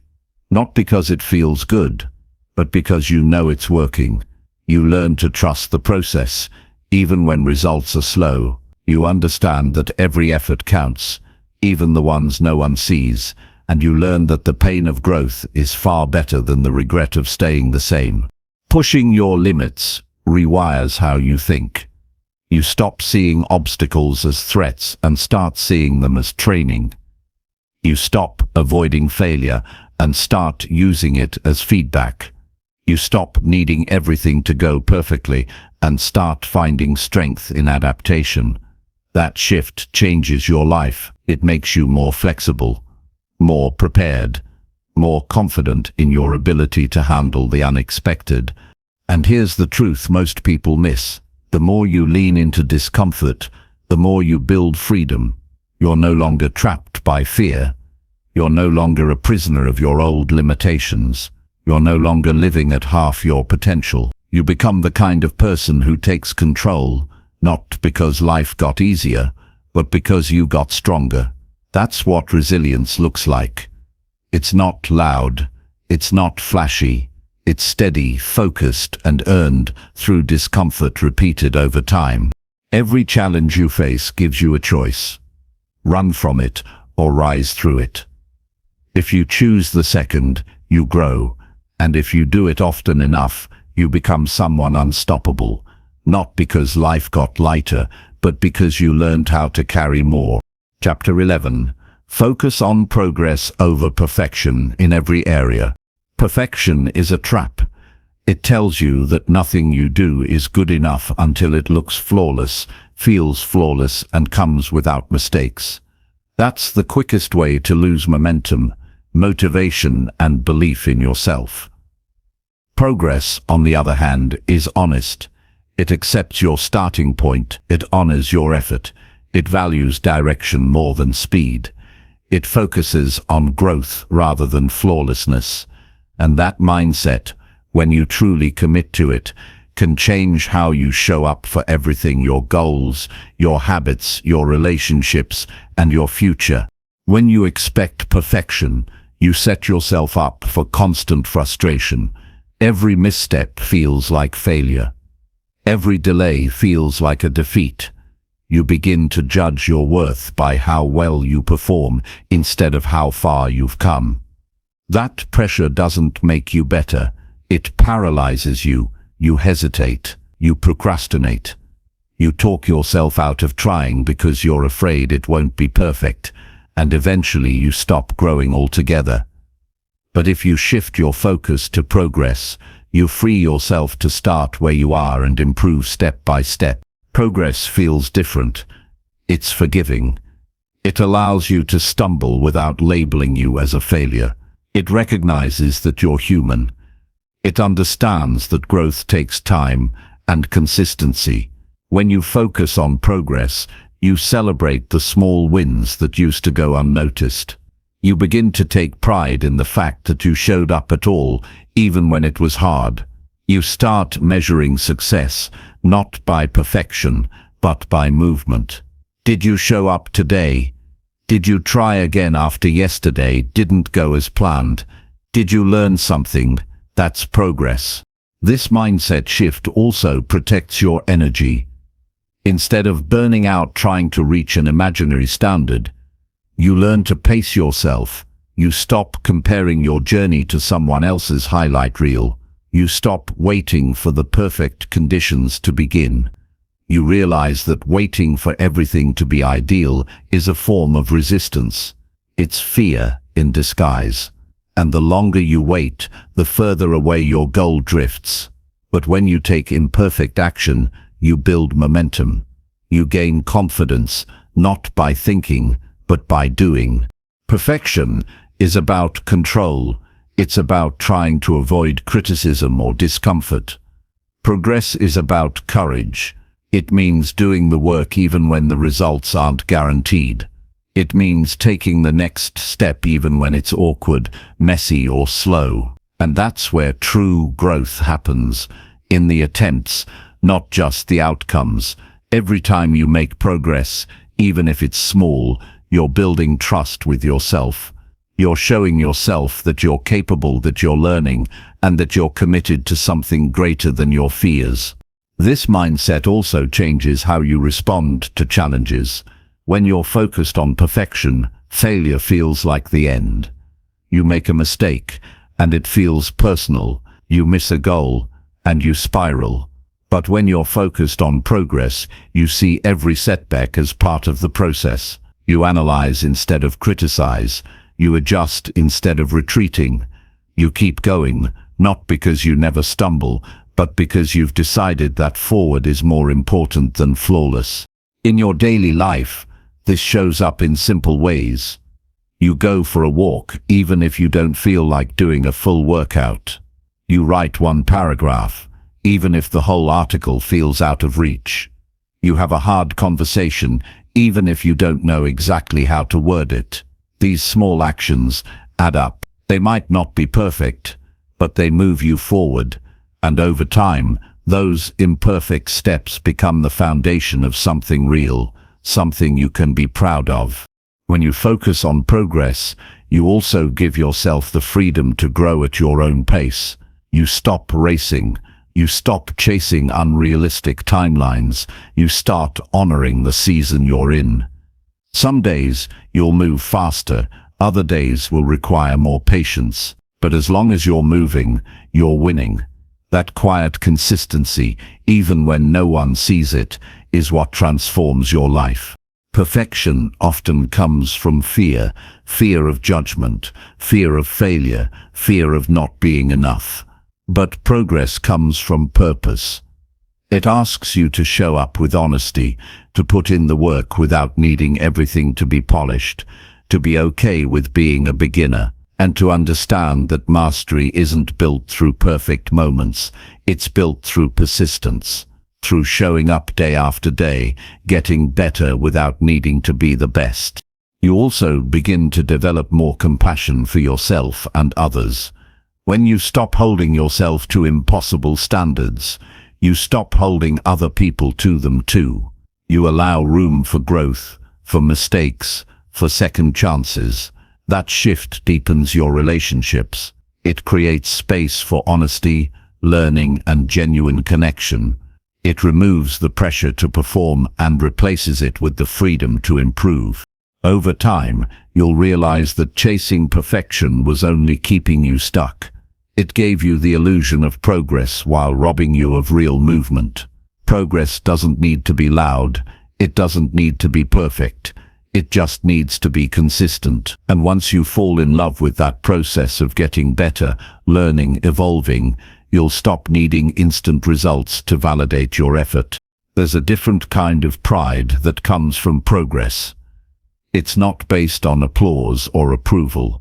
It's rooted in the quiet knowing that you kept going, that you didn't quit when it got hard, that you improved, little by little, because you believed in something bigger than perfection.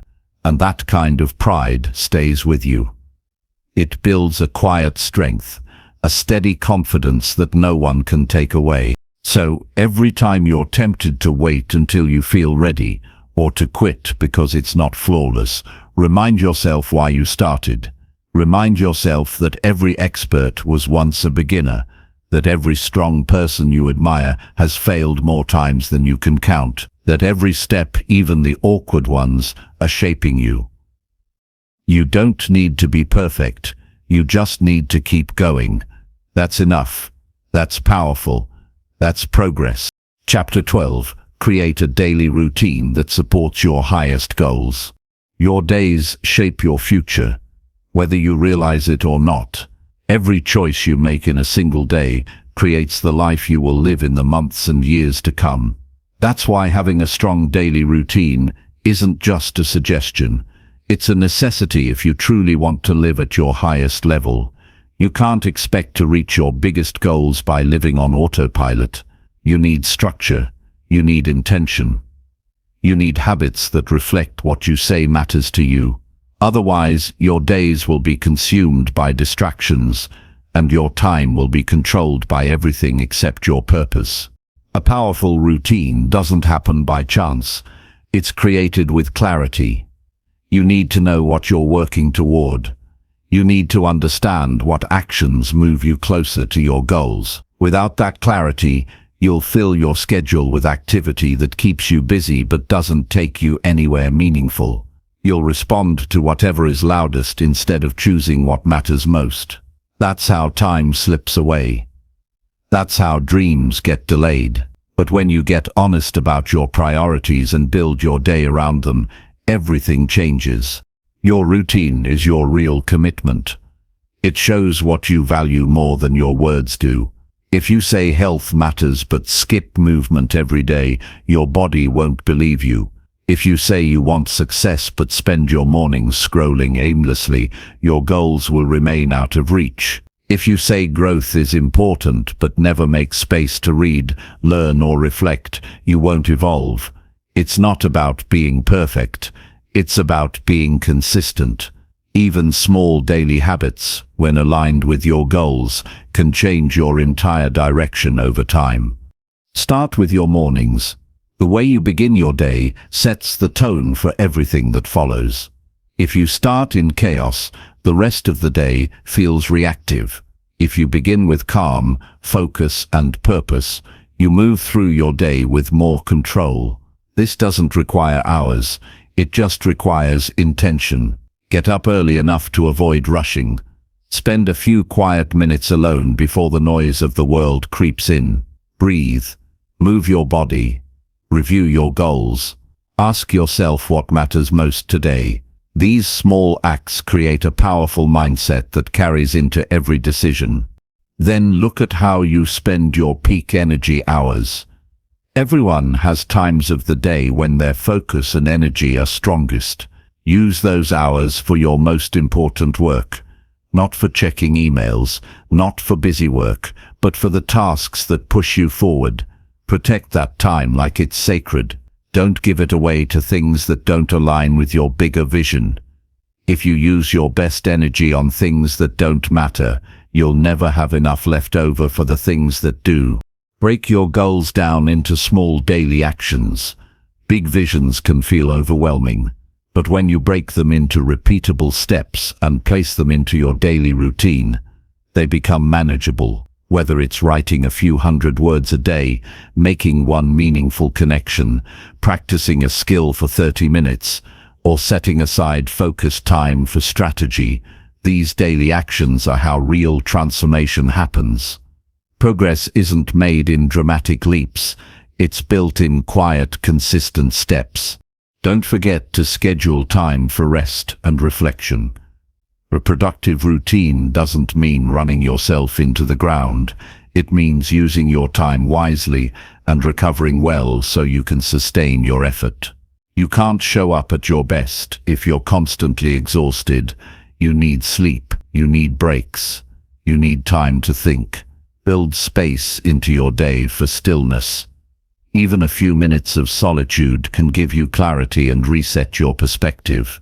As you build your routine, pay attention to what works and what doesn't.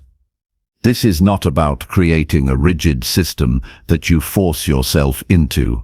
It's about building a structure that supports you. If something isn't helping you grow, change it. If you notice certain habits drain your energy or waste your time, remove them. You're not locked into your current routine. You have the freedom to improve it at any time. What matters is that your routine is moving you in the direction you want to go. One of the most powerful benefits of a solid routine is that it removes the need for constant decision-making. When you know what you're going to do each day, you reduce mental friction. You don't have to negotiate with yourself every morning. You don't have to rely on motivation, which comes and goes. You just follow your plan. That kind of stability creates momentum, and momentum makes change feel easier. A great routine also builds trust with yourself. Every time you follow through on your habits, you're proving to yourself that you mean what you say. You build integrity within your own mind. That creates self-confidence that no one can give you, and no one can take away. You start to see yourself as someone who gets things done. Someone who's not just dreaming but acting. Someone who has a clear mission and the discipline to walk it out. Even if you can't control everything in your life, you can still control how you structure your day. That power is always yours. No one else can create your routine for you.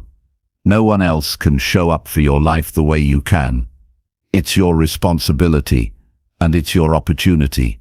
If you've struggled with consistency before, don't let that stop you now. Start small. Build slowly. Focus on what's essential. And most importantly, don't wait. There will never be a perfect time. There is only now. Use it. Your daily routine should be a reflection of the person you want to become. It should support your mental health, fuel your physical strength, develop your skills, and move your mission forward. It should make space for growth, challenge, and stillness. It should feel clear, purposeful, and sustainable. And if it doesn't, don't settle. You don't have to live the same day over and over again. You can choose better. You can design better, and you can start today. Your highest goals are not reached in one leap. They're reached through 1,000 quiet steps, taken one day at a time. Your routine is the path. Walk it with purpose. Walk it with discipline. Walk it like your future depends on it, because it does. Chapter 13. Speak kindly to yourself and nurture self-respect. The voice inside your head shapes everything about your life. How you talk to yourself influences your confidence, your decisions, and even your resilience when things get tough. Most people don't realize just how powerful their inner dialogue is because it happens automatically. But if that voice is harsh, critical, or doubtful, it drags you down. It builds walls that keep you from taking risks or believing in your potential. Speaking kindly to yourself is not about ignoring your flaws or pretending everything is perfect. It's about treating yourself with the same respect and compassion you would offer a close friend. Self-respect starts with the words you choose to say inside your mind. Negative self-talk chips away at your worth. It turns small mistakes into catastrophes and makes you focus on what you lack instead of what you have. But when you practice kindness toward yourself, you create a foundation of acceptance and strength. You acknowledge that you are human, capable, and worthy of patience even when you fall short. This shift isn't about lowering your standards. It's about building a supportive inner environment where growth can thrive without fear or shame. Changing your inner voice requires awareness. It's easy to let negative thoughts run unchecked because they feel automatic. The first step is to notice when your mind is being critical or harsh. Pay attention to your inner conversations throughout the day. Do you catch yourself saying things like, "I'm not good enough, I always mess up," or "I don't deserve success"? Those thoughts are not facts. They are habits, and habits can be changed. When you catch negative self-talk, pause and question it. Ask yourself if you would say that to someone you care about. If the answer is no, then don't say it to yourself either. Replacing negative thoughts with kind ones doesn't mean ignoring reality. It means speaking truths that empower rather than diminish. Instead of "I failed again," try "I'm learning and I will get better." Instead of "I'm not smart enough," try "I have the ability to grow and improve." These simple shifts gradually rewire your brain. They create new neural pathways that support confidence and resilience. And over time, you'll notice that your mindset changes naturally. You start expecting good things from yourself rather than fearing failure. Kind self-talk also helps reduce stress. When you criticize yourself, your body reacts as if it's under threat. Your heart races, your muscles tighten, and your mind floods with worry. But when you speak kindly to yourself, you send signals of safety and calm. You lower your stress response, which improves your ability to think clearly and make better decisions. This isn't just theory, it's backed by science. Compassionate self-talk boosts emotional regulation and strengthens your overall mental health. Nurturing self-respect goes beyond words. It shows up in your actions, how you treat your body, how you set boundaries, and how you honor your needs all reflect your level of self-respect. If you constantly neglect your well-being, tolerate disrespect from others, or push yourself beyond limits without rest, you are communicating to yourself that you're not worthy of care. On the other hand, choosing healthy foods, resting when needed, saying no to toxic situations, and investing time in what nourishes you are powerful ways to reinforce your value. Building self-respect requires patience. It's not an overnight transformation. Old patterns die hard, and society often teaches us to be our own worst critics. But every time you choose kindness over judgment, you break a cycle. Every time you stand up for yourself, even in small ways, you strengthen your sense of worth. You become less dependent on external approval because you've learned to approve of yourself first. When you speak kindly to yourself, you also become more forgiving. You accept that mistakes are part of growth. You don't punish yourself for setbacks or past failures. Instead, you treat yourself with understanding and encouragement. This attitude frees you from the paralyzing grip of perfectionism and fear. It opens the door to trying new things, taking risks, and embracing challenges. Self-respect gives you the courage to move forward, even when uncertainty looms. Another important aspect is learning to celebrate your strengths and successes without minimizing them. Many people struggle with acknowledging their accomplishments because they feel it's boastful or undeserved. But honoring your wins, no matter how small, reinforces your value and motivates you to keep going. It's not arrogance, it's recognition of your effort and growth. Speaking kindly to yourself means telling yourself the truth about your worthiness and progress. Self-respect also protects you from negative influences. When you have a strong inner foundation, you're less likely to let criticism or negativity from others affect your self-view. You set boundaries that keep you safe from harmful people or environments. You recognize when feedback is constructive and when it's destructive, and you don't accept treatment that undermines your dignity. This strength comes from the consistent practice of kindness inwardly that builds a shield around your confidence. To nurture this habit daily, start by creating simple rituals that remind you of your value. Write down positive affirmations that resonate with you and read them every morning. Keep a journal where you note moments when you showed kindness to yourself or succeeded despite challenges. Surround yourself with reminders of your progress and strengths. These small acts anchor your mind in kindness and respect even when life feels hard. If negative thoughts return, remember they are just thoughts, not commands. You can choose which ones to listen to. Practice pausing before responding to your inner voice. Take a deep breath and redirect your thoughts toward encouragement. With repetition, this becomes a natural reflex. Over time, the kind voice inside grows louder and more convincing than the critical one. You don't have to wait for others to respect you before you respect yourself. True self-respect begins internally and radiates outward. When you treat yourself with kindness, others will begin to see and treat you differently. Your relationships improve because you carry a sense of worth that demands respect. You model how you want to be treated. That changes the dynamics around you. Speaking kindly to yourself and nurturing self-respect is not indulgence or weakness. It is a powerful act of courage. It takes strength to face your flaws without hatred. It takes discipline to choose kindness when criticism is easier. And it takes wisdom to understand that how you treat yourself sets the tone for every part of your life. By committing to this practice, you're building a foundation for lasting growth and resilience.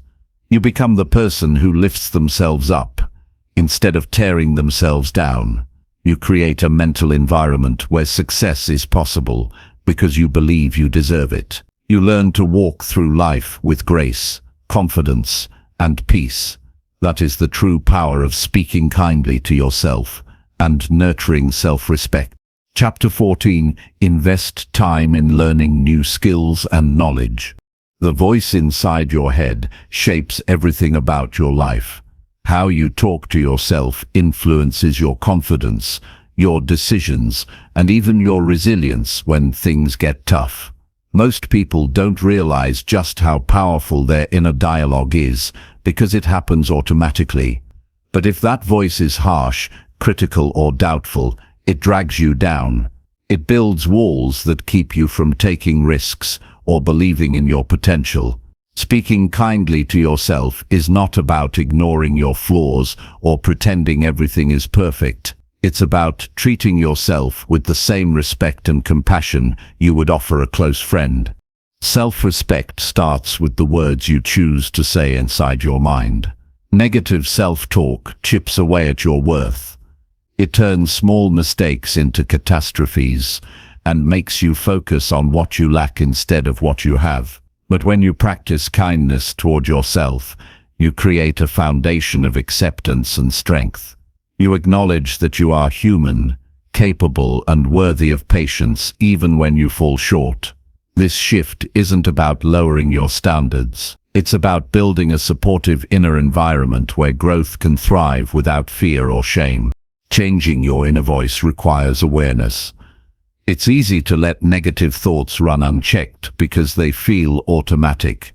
The first step is to notice when your mind is being critical or harsh. Pay attention to your inner conversations throughout the day. Do you catch yourself saying things like, "I'm not good enough," "I always mess up," or "I don't deserve success"? Those thoughts are not facts. They are habits, and habits can be changed. When you catch negative self-talk, pause and question it. Ask yourself if you would say that to someone you care about. If the answer is no, then don't say it to yourself either. Replacing negative thoughts with kind ones doesn't mean ignoring reality. It means speaking truths that empower rather than diminish. Instead of "I failed again," try "I'm learning and I will get better." Instead of "I'm not smart enough," try "I have the ability to grow and improve." These simple shifts gradually rewire your brain. They create new neural pathways that support confidence and resilience, and over time you'll notice that your mindset changes naturally. You start expecting good things from yourself rather than fearing failure. Kind self-talk also helps reduce stress. When you criticize yourself, your body reacts as if it's under threat. Your heart races, your muscles tighten, and your mind floods with worry. But when you speak kindly to yourself, you send signals of safety and calm. You lower your stress response, which improves your ability to think clearly and make better decisions. This isn't just theory, it's backed by science. Compassionate self-talk boosts emotional regulation and strengthens your overall mental health. Nurturing self-respect goes beyond words. It shows up in your actions. How you treat your body, how you set boundaries, and how you honor your needs all reflect your level of self-respect. If you constantly neglect your well-being, tolerate disrespect from others, or push yourself beyond limits without rest, you are communicating to yourself that you're not worthy of care. On the other hand, choosing healthy foods, resting when needed, saying no to toxic situations, and investing time in what nourishes you are powerful ways to reinforce your value. Building self-respect requires patience. It's not an overnight transformation. Old patterns die hard, and society often teaches us to be our own worst critics. But every time you choose kindness over judgment, you break a cycle. Every time you stand up for yourself, even in small ways, you strengthen your sense of worth. You become less dependent on external approval because you've learned to approve of yourself first. When you speak kindly to yourself, you also become more forgiving. You accept that mistakes are part of growth. You don't punish yourself for setbacks or past failures. Instead, you treat yourself with understanding and encouragement. This attitude frees you from the paralyzing grip of perfectionism and fear. It opens the door to trying new things, taking risks, and embracing challenges. Self-respect gives you the courage to move forward, even when uncertainty looms. Another important aspect is learning to celebrate your strengths and successes without minimizing them. Many people struggle with acknowledging their accomplishments because they feel it's boastful or undeserved. But honoring your wins, no matter how small, reinforces your value and motivates you to keep going. It's not arrogance, it's recognition of your effort and growth. Speaking kindly to yourself means telling yourself the truth about your worthiness and progress. Self-respect also protects you from negative influences. When you have a strong inner foundation, you're less likely to let criticism or negativity from others affect your self-view.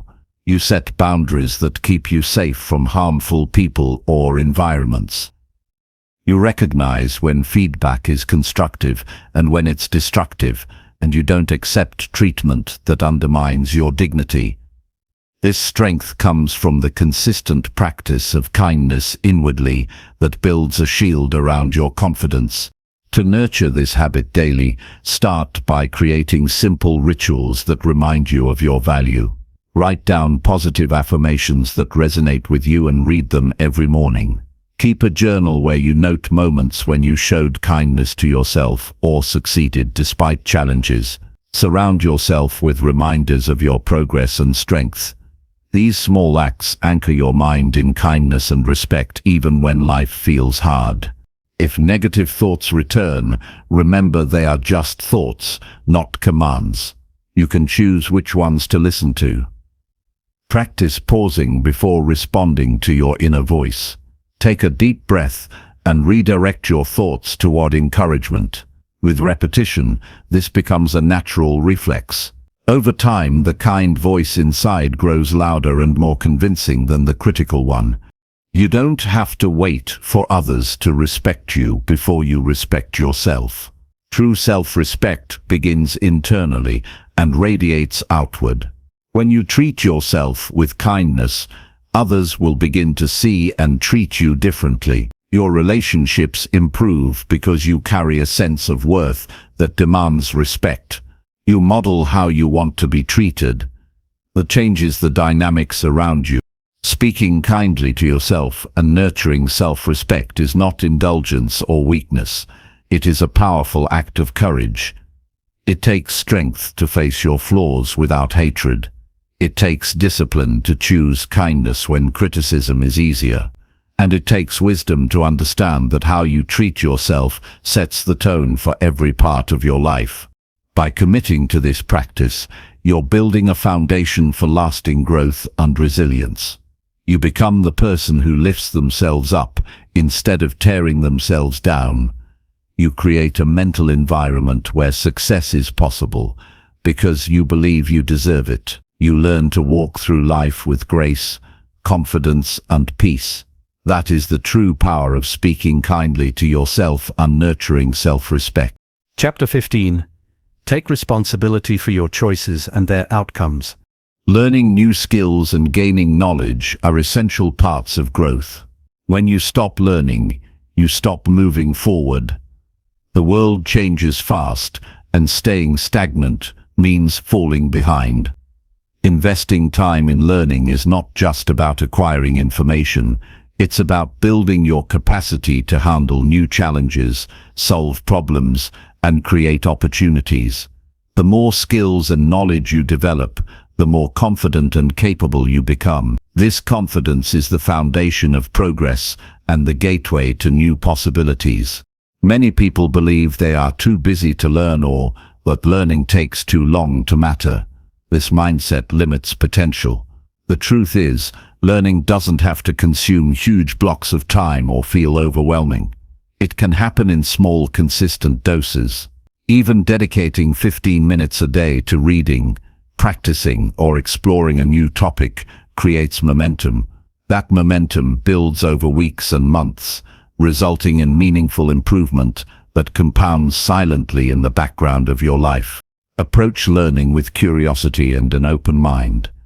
Don't focus only on what you already know or what feels comfortable. The greatest growth comes from pushing beyond your current skills and exploring unfamiliar areas. Whether it's mastering a new technology, developing better communication, improving emotional intelligence, or learning a craft, expanding your skill set opens doors that were previously closed. It also builds mental flexibility and adaptability, qualities essential for overcoming obstacles and seizing opportunities. Embrace the mindset of a beginner, even if you're experienced in other areas. Being a beginner means being willing to make mistakes and learn from them. It means understanding that mastery comes through repetition, patience, and persistence. Don't let pride or fear of failure keep you from starting something new. The most successful people are often those who continuously learn, fail, and try again. They see each setback as a lesson, not a defeat. Find ways to integrate learning into your daily routine. This could be through reading books, listening to podcasts, taking online courses, attending workshops, or practicing skills hands-on. The key is to make learning habitual rather than occasional. When you build it into your schedule, it becomes a natural part of your life instead of a task to be squeezed in. This steady approach keeps your mind sharp and your abilities growing. Learning also means being intentional about what you focus on. Not all knowledge is equally valuable. Prioritize skills and information that align with your goals and values.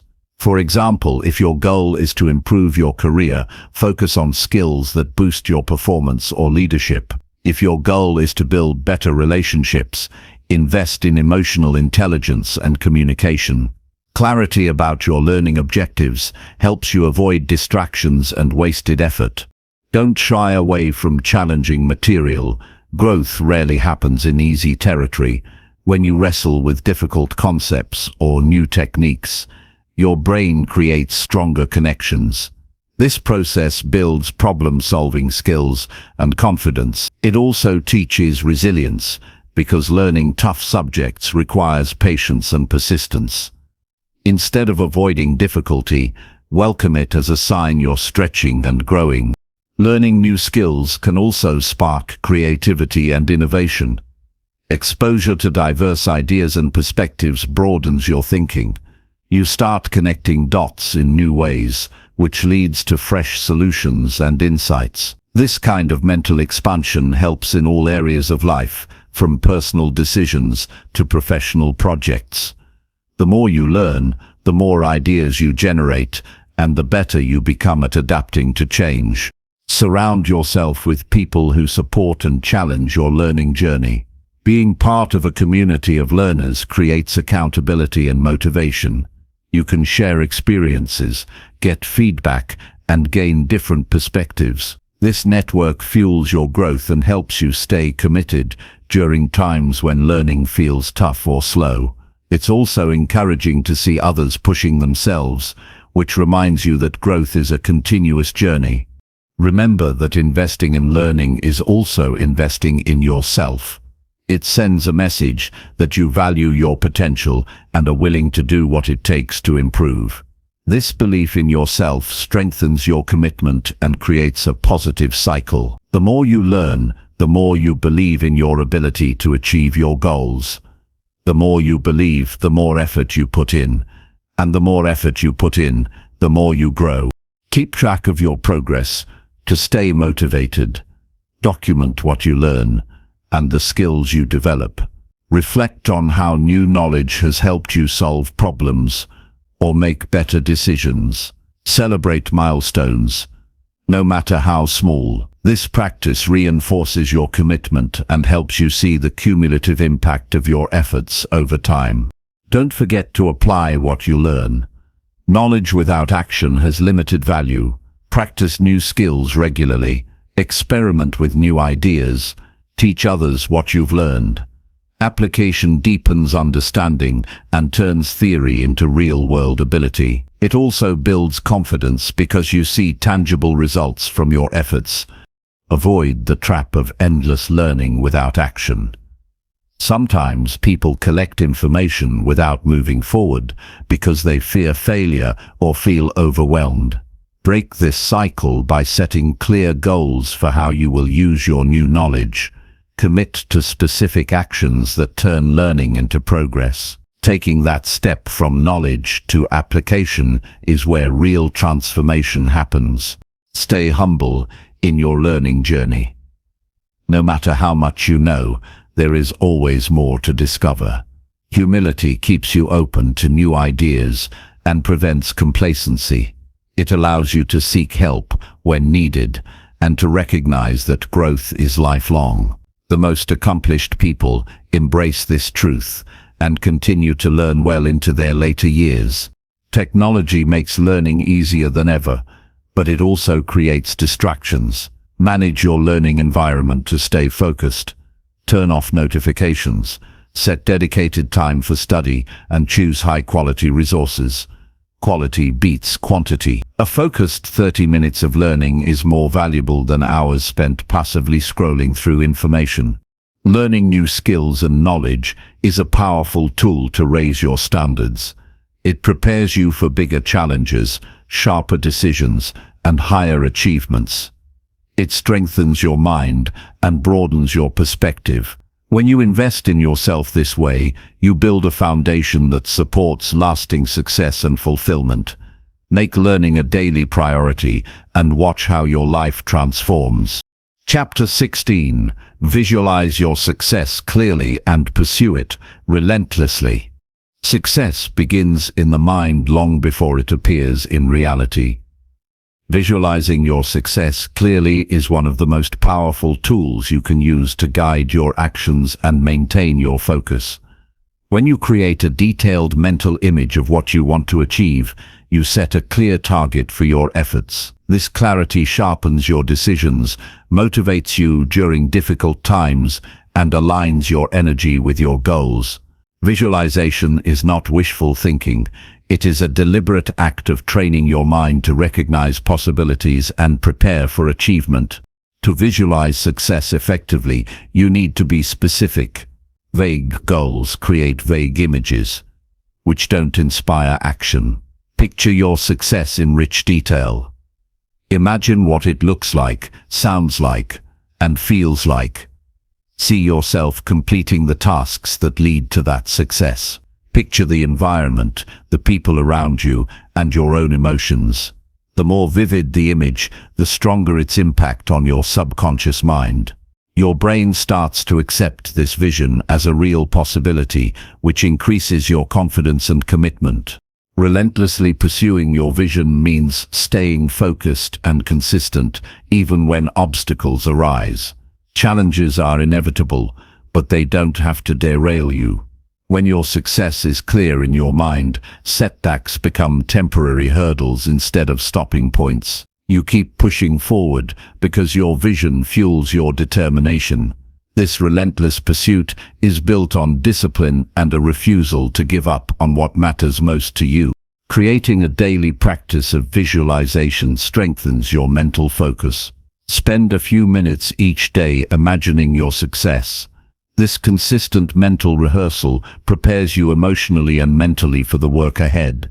It reduces doubt and fear by replacing them with confidence and clarity. Visualization primes your brain to recognize opportunities and solutions that align with your goals. Seeing yourself succeed also helps you identify the specific actions needed to get there. Your mind naturally looks for ways to bridge the gap between where you are and where you want to be. This mental problem solving leads to better planning and smarter decisions. Visualization is a form of preparation that increases your effectiveness and reduces wasted effort. Pursuing your success relentlessly requires more than just mental images. It demands that you take concrete steps every day toward your goal. Visualization alone won't bring success. It must be paired with action. Use your vision as a compass to guide your daily priorities and habits. Ask yourself if what you're doing today aligns with the picture you've created of your future. If it doesn't, adjust your course. Obstacles often come disguised as fear, doubt, or distractions. When you are clear about your success and committed to it, these obstacles lose their power. Your vision acts like a lighthouse in the storm. Keeping you steady and focused, you develop resilience because you see beyond temporary discomfort to the long-term reward. Relentless pursuit also means embracing discomfort and uncertainty. Growth rarely happens in comfort zones. Sometimes you will need to take risks, make sacrifices, and push through resistance. Visualization helps by keeping your goal vivid and attractive, making those sacrifices feel worthwhile. It reminds you why you started and what you stand to gain. Accountability is important when pursuing success. Share your vision with trusted people who support your goals. Their encouragement and honest feedback keep you honest and motivated. Being part of a community that values growth creates an environment where relentless pursuit becomes easier. Tracking progress is another critical element. Measure your actions and results regularly. Celebrate milestones and learn from setbacks. Reflection helps you stay connected to your vision and adjust your efforts as needed. It prevents burnout by showing that your work is producing tangible results, even if success isn't immediate. Visualizing success clearly also changes your mindset about failure. When your goal is clear and meaningful, failures become lessons, not endpoints. You approach challenges with curiosity rather than fear. This mindset shift is crucial for maintaining momentum because it removes the fear that often paralyzes action. Energy management supports relentless pursuit. Your vision requires sustained effort, which depends on your physical and mental health. Prioritize rest, nutrition, and movement to keep your energy high. When you feel strong and alert, it's easier to stay focused on your goals and take consistent action. Avoid distractions that pull you away from your vision. This means setting boundaries with technology, relationships, and environments that do not support your growth. A clear vision helps you say no to things that don't serve your purpose.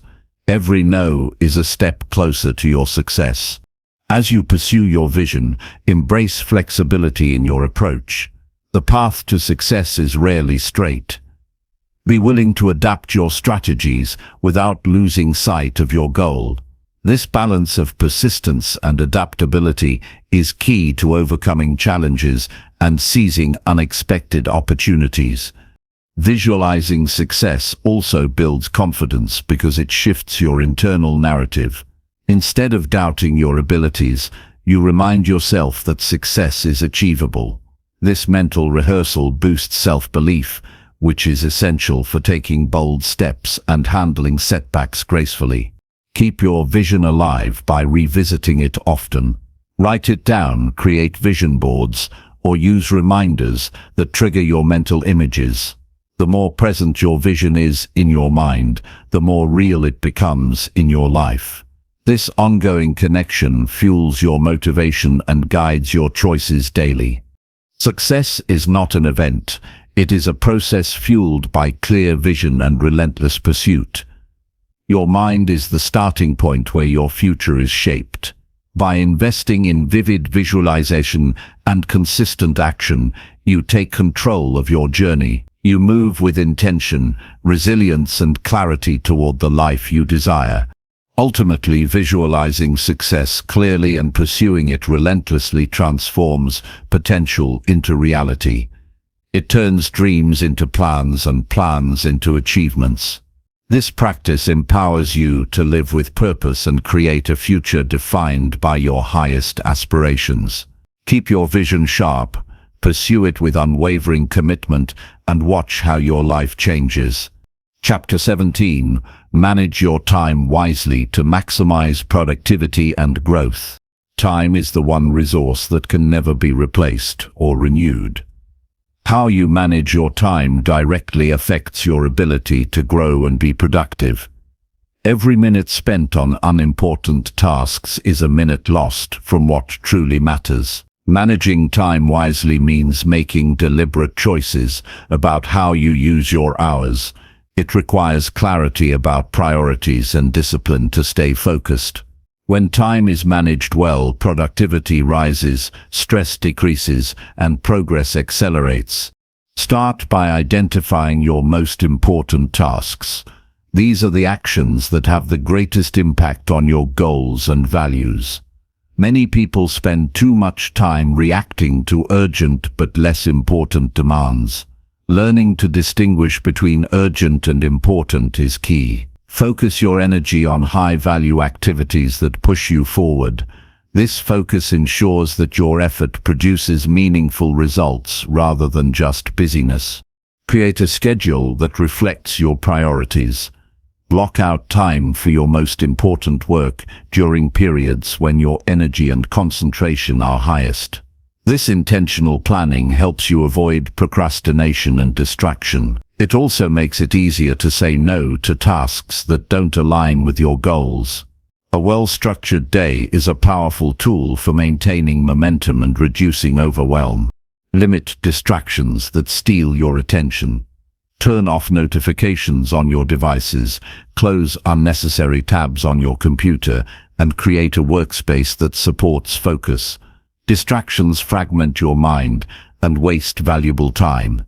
Even short interruptions add up and reduce overall productivity. Regard your focus as if it's precious, because it is. Deep work done without interruption produces far better results than scattered, fragmented effort. Break larger projects into smaller, manageable steps. This approach makes daunting tasks less intimidating and easier to start. Each completed step builds confidence and creates visible progress. It also allows you to adjust your approach as you go, improving effectiveness. Progress in small increments accumulates to significant achievement over time. Use tools that help track your time and tasks. Whether it's a simple to-do list, a digital planner, or a time tracking app, find a system that works for you. These tools increase accountability and help you see where your time goes. With this awareness, you can make informed adjustments to improve efficiency and focus on what matters most. Avoid multitasking. While it may seem productive, multitasking actually reduces the quality and speed of work. Your brain performs best when focused on one task at a time. Complete one item before moving to the next. This single-tasking approach increases efficiency and lowers mistakes. Set clear deadlines for your tasks.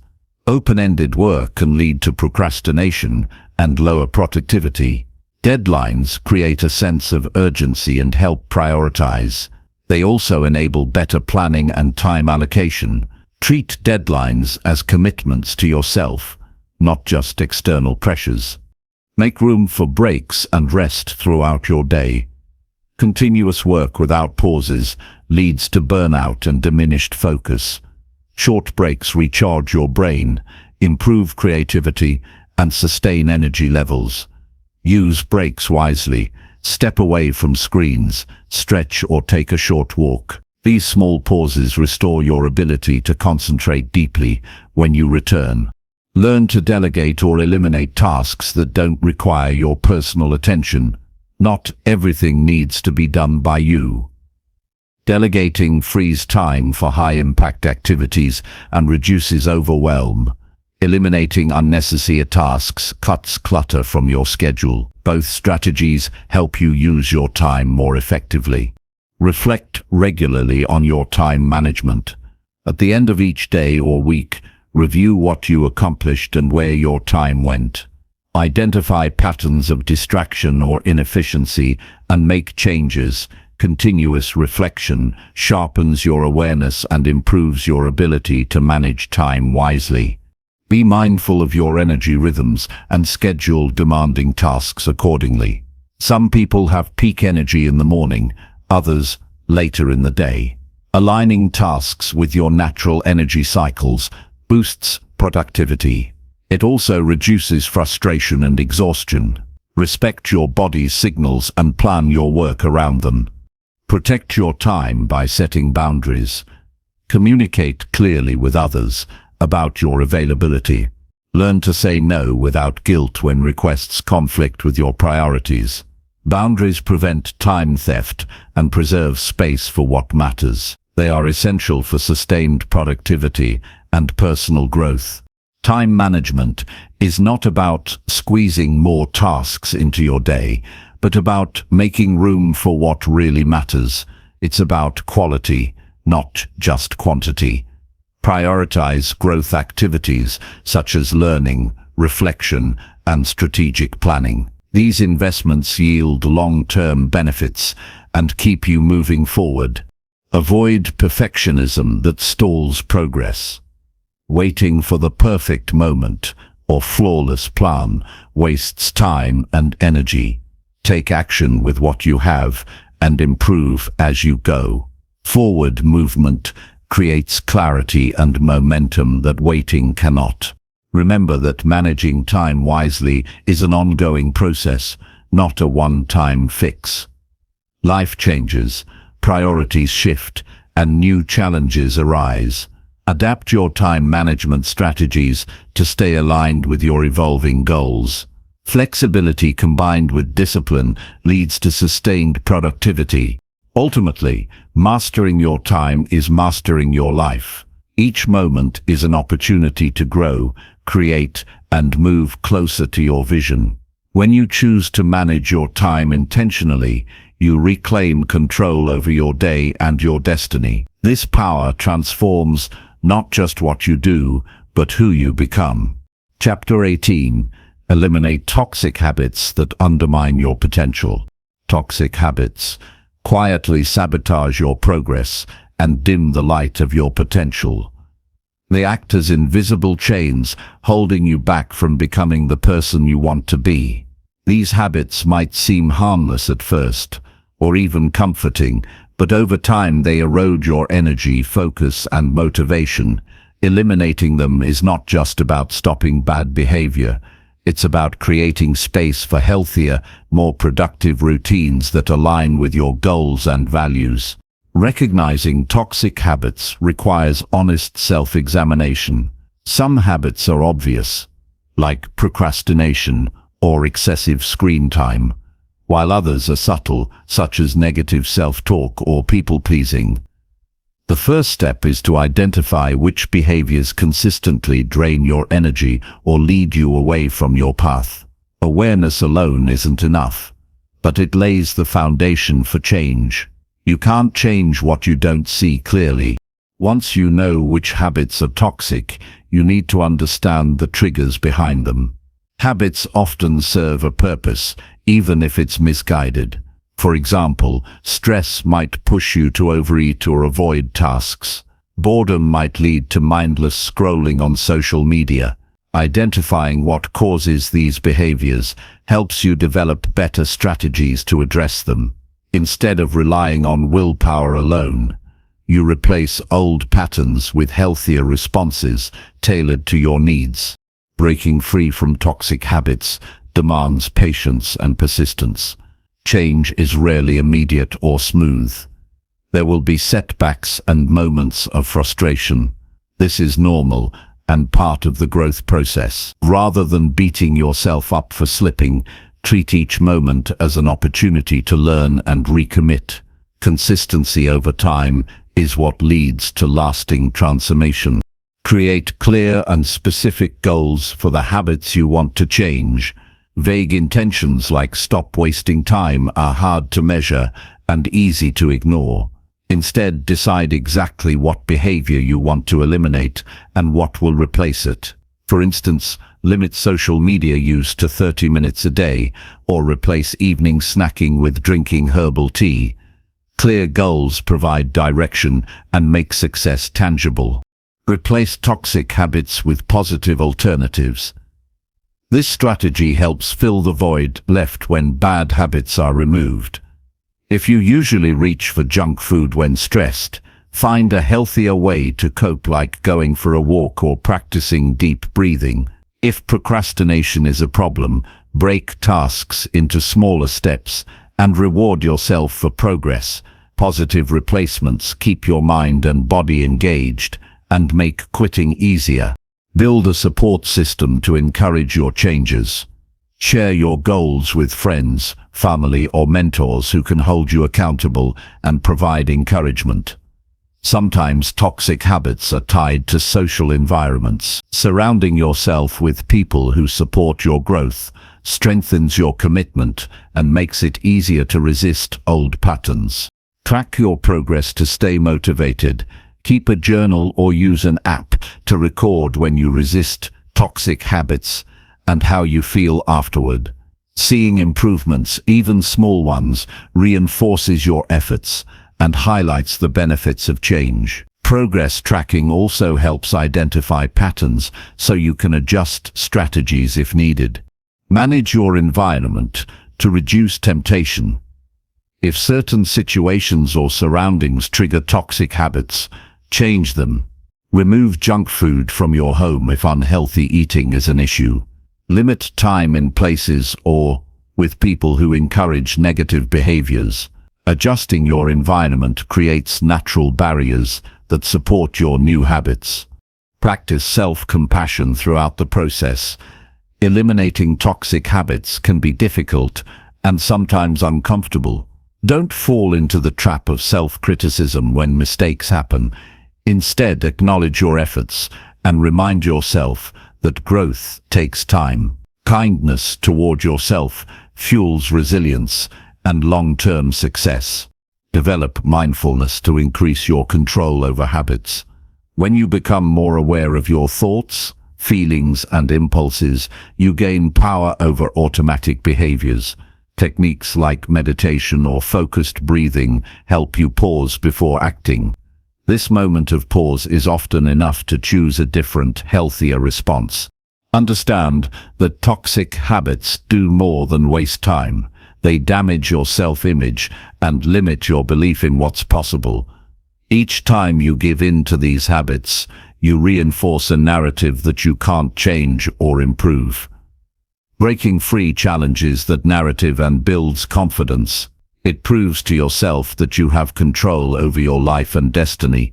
Stay committed to your vision of who you want to become. This vision is a powerful motivator that helps you resist short-term gratification from toxic habits. Keep reminding yourself of the bigger picture, what you're working toward and why it matters. The pain of letting go is temporary, but the rewards of transformation last a lifetime. Eliminating toxic habits frees up mental and emotional space.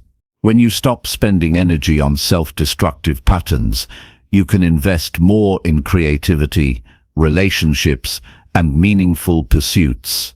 This shift not only improves your productivity, but also enriches your quality of life. Replace judgment with curiosity as you observe your habits. Instead of labeling yourself as lazy or weak, ask why you turn to these behaviors. What needs or emotions are driving them? Curiosity opens doors to understanding and healing that judgment closes. It transforms the journey into an exploration rather than a battle. Plan for challenges ahead of time. Anticipate situations where toxic habits might resurface and create strategies to handle them. For example, if stress triggers overeating, prepare healthy snacks or schedule relaxation time. Preparing in advance strengthens your ability to stay on track when temptation arises. Celebrate your victories along the way. Each moment you choose a healthy habit over a toxic one is progress. Acknowledge and reward yourself to build positive reinforcement. Celebrations don't have to be grand.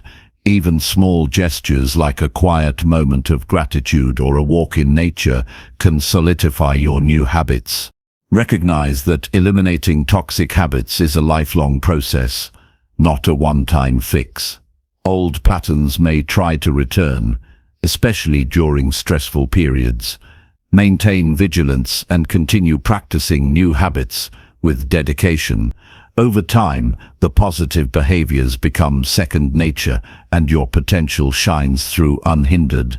Ultimately, letting go of toxic habits is an act of respect toward yourself and your future.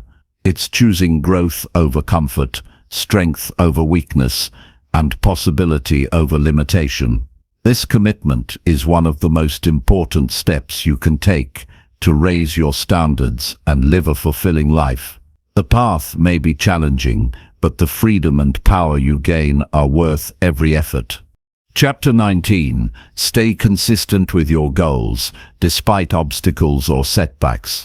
Consistency is the cornerstone of achievement. Goals set without steady effort quickly fade into forgotten ideas. Obstacles and setbacks are inevitable, but they do not define your journey unless you let them. Staying consistent means showing up day after day with purpose, regardless of how difficult or discouraging circumstances become. It is the persistent action over time that turns dreams into reality. Understanding that obstacles will come prepares you mentally to face them without losing momentum. Life is full of unexpected challenges. Illness, financial stress, or emotional turmoil can all disrupt progress. Rather than seeing these moments as failures or reasons to quit, view them as temporary roadblocks. Your ability to stay consistent through difficulty separates those who succeed from those who give up. Building consistency starts with realistic goal setting. Goals that are too large or vague are easy to abandon. Break your ambitions into smaller, manageable tasks that you can commit to daily. These micro steps create a clear roadmap and reduce overwhelm. Each small success builds confidence and motivates you to continue. Routine is a powerful ally in maintaining consistency. When your actions become habits, they require less effort and willpower. Design your day to include regular time for working toward your goals. Consistent routines help your mind and body anticipate what comes next, creating a rhythm that supports progress. Mindset plays a crucial role in perseverance. Cultivate a mindset that welcomes setbacks as part of growth rather than proof of failure. Obstacles offer valuable lessons and opportunities to develop resilience. Embrace challenges as chances to strengthen your character and deepen your commitment. Accountability enhances consistency.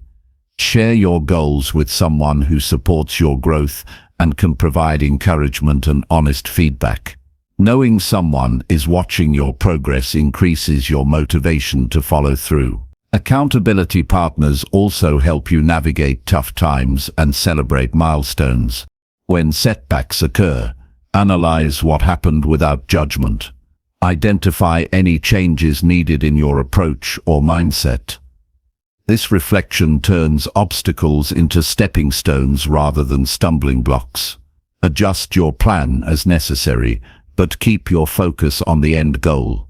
Avoid the trap of perfectionism that delays action. Waiting for the perfect conditions often leads to inaction. Commit to progress over perfection, and recognize that mistakes are part of learning. Taking imperfect action consistently is more productive than waiting for flawless execution. Celebrate small wins to reinforce your efforts. Recognizing progress fuels motivation and keeps enthusiasm alive. These moments of success remind you that your hard work produces real results. Gratitude for what you achieve sustains your energy and desire to keep going. Energy management is essential for sustaining consistency. Prioritize rest, nutrition, and physical activity to maintain stamina. When your body feels strong, it's easier to stay focused and disciplined. Neglecting self-care often leads to burnout, making consistency difficult to maintain. Visualize the benefits of staying consistent. Imagine how your life will improve as you reach your goals. This mental picture strengthens your resolve and keeps you anchored during difficult times. When motivation wanes, reconnect with this vision to reignite your commitment.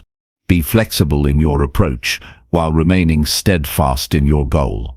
Life circumstances change, and sometimes your methods must adapt. Flexibility prevents frustration and keeps you moving forward. Holding your goal lightly while staying firm in your purpose allows you to navigate obstacles with grace. Recognize that setbacks do not erase your progress. Each day you recommit adds to your momentum.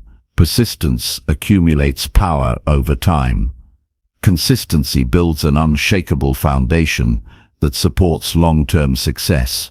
Develop habits that support your consistency.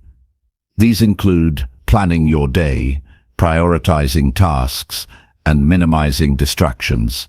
Create an environment that nurtures focus and determination. Your surroundings can either reinforce or undermine your efforts. Practice self-compassion when things don't go as planned. Being harsh with yourself diminishes motivation and confidence. Instead, treat setbacks as part of the journey and renew your dedication. Compassion creates emotional resilience, necessary for sustained effort. Limit exposure to negative influences that discourage your progress. Surround yourself with people and content that uplift and inspire. Positive support networks strengthen your ability to persevere and maintain focus. Remember why you started. Revisit the reasons behind your goals regularly. This connection provides meaning and fuels persistence. When purpose is clear, obstacles lose their power to derail you. Keep your commitments public when possible. Sharing your progress with others increases accountability and motivation. Public commitments make it harder to quit and easier to stay consistent. Use reminders and prompts to maintain focus. Visual cues, alarms, or notes can reinforce your daily actions. These triggers help build automaticity and reduce reliance on willpower alone. Stay patient and trust the process. Results rarely come overnight. Consistent effort over time compounds into significant achievement. Trust that your persistence will pay off even when progress feels slow. Recognize that staying consistent shapes who you become. The daily choices and actions build discipline, confidence, and strength. Your identity grows alongside your accomplishments. Focus on what you can control, your effort and attitude.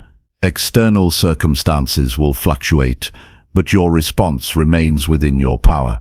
Choosing consistency in mindset and action empowers you in every situation. When motivation fades, rely on discipline and habit to carry you through. Discipline is the bridge between goals and results. Habits create stability that does not depend on fluctuating feelings. Setbacks provide valuable feedback, not defeat. Use them to refine your approach and deepen your understanding. Each challenge faced strengthens your capacity to succeed. In the face of obstacles, remind yourself that persistence is a skill to be cultivated. Like any skill, it improves with practice and patience. Keep practicing daily. Staying consistent is a declaration of self-respect and commitment. It signals that your goals matter and you are willing to do what it takes. This mindset strengthens your resolve and attracts opportunities aligned with your growth. Ultimately, consistency turns intentions into reality. It is the persistent, focused effort that makes dreams achievable. When you commit to showing up every day despite challenges, you create unstoppable momentum toward your highest aspirations. Chapter 20. Celebrate small wins to fuel motivation and momentum. Every journey toward a meaningful goal is made up of countless small steps. Often, the biggest mistake is waiting to celebrate only the major achievements, overlooking the power of small wins. Recognizing and celebrating these smaller victories fuels motivation and builds momentum that carries you forward. Small wins are proof of progress, proof that your effort is working, and proof that change is possible. They transform hard work into visible results, making the path ahead feel more manageable and inspiring. Celebrating small wins is about acknowledging progress, no matter how minor it seems. It means pausing to reflect on what you have accomplished, rather than focusing solely on what is left to do. This practice shifts your mindset from scarcity and frustration to abundance and gratitude. Every success, regardless of size, deserves recognition because it reinforces positive behavior and encourages continued effort. When you celebrate a small win, you activate your brain's reward system. This release of positive chemicals strengthens the desire to keep pushing. It creates a natural cycle where effort leads to reward, which fuels more effort. Over time, this builds resilience against discouragement and reduces the likelihood of burnout. Small wins also improve confidence. When progress is visible, doubts about your ability fade. Each achievement proves that you are capable of change and growth. This growing belief in yourself supports risk-taking and bold actions that are necessary for big breakthroughs. Create a habit of identifying small wins daily.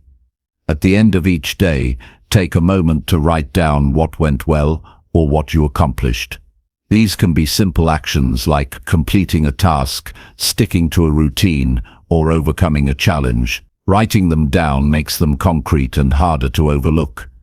It also creates a record of progress that you can revisit on tougher days to remind yourself how far you have come. Don't compare small wins to large accomplishments. Each step forward has value on its own. Comparing can diminish your sense of achievement and lead to frustration. Instead, focus on consistency and growth, celebrating every positive step in your unique journey. Celebrate wins in ways that feel meaningful to you. It might be a quiet moment of reflection, a small treat, sharing your success with a friend, or taking a short break. The form of celebration matters less than the intention behind it. What counts is honoring your effort and making success tangible. Sharing your small wins with others amplifies their impact. When you tell someone about your progress, you invite support and encouragement. This social connection increases accountability and motivation. It also builds a community of positivity around your goals. Acknowledging small wins helps you stay present and engaged in the process. It reminds you that success is not just a distant destination, but a series of moments experienced fully. This presence enhances your enjoyment and reduces anxiety about the future. Small wins provide valuable feedback. They show what strategies are working and where adjustments might be needed. Recognizing what leads to success allows you to replicate effective behaviors and improve your approach. When setbacks occur, reflecting on small wins softens their impact. You can see that progress is still happening despite challenges. This balanced perspective prevents discouragement and supports perseverance. Celebrating small wins encourages a growth mindset. You begin to see effort and improvement as worthy goals, rather than fixed abilities or instant results.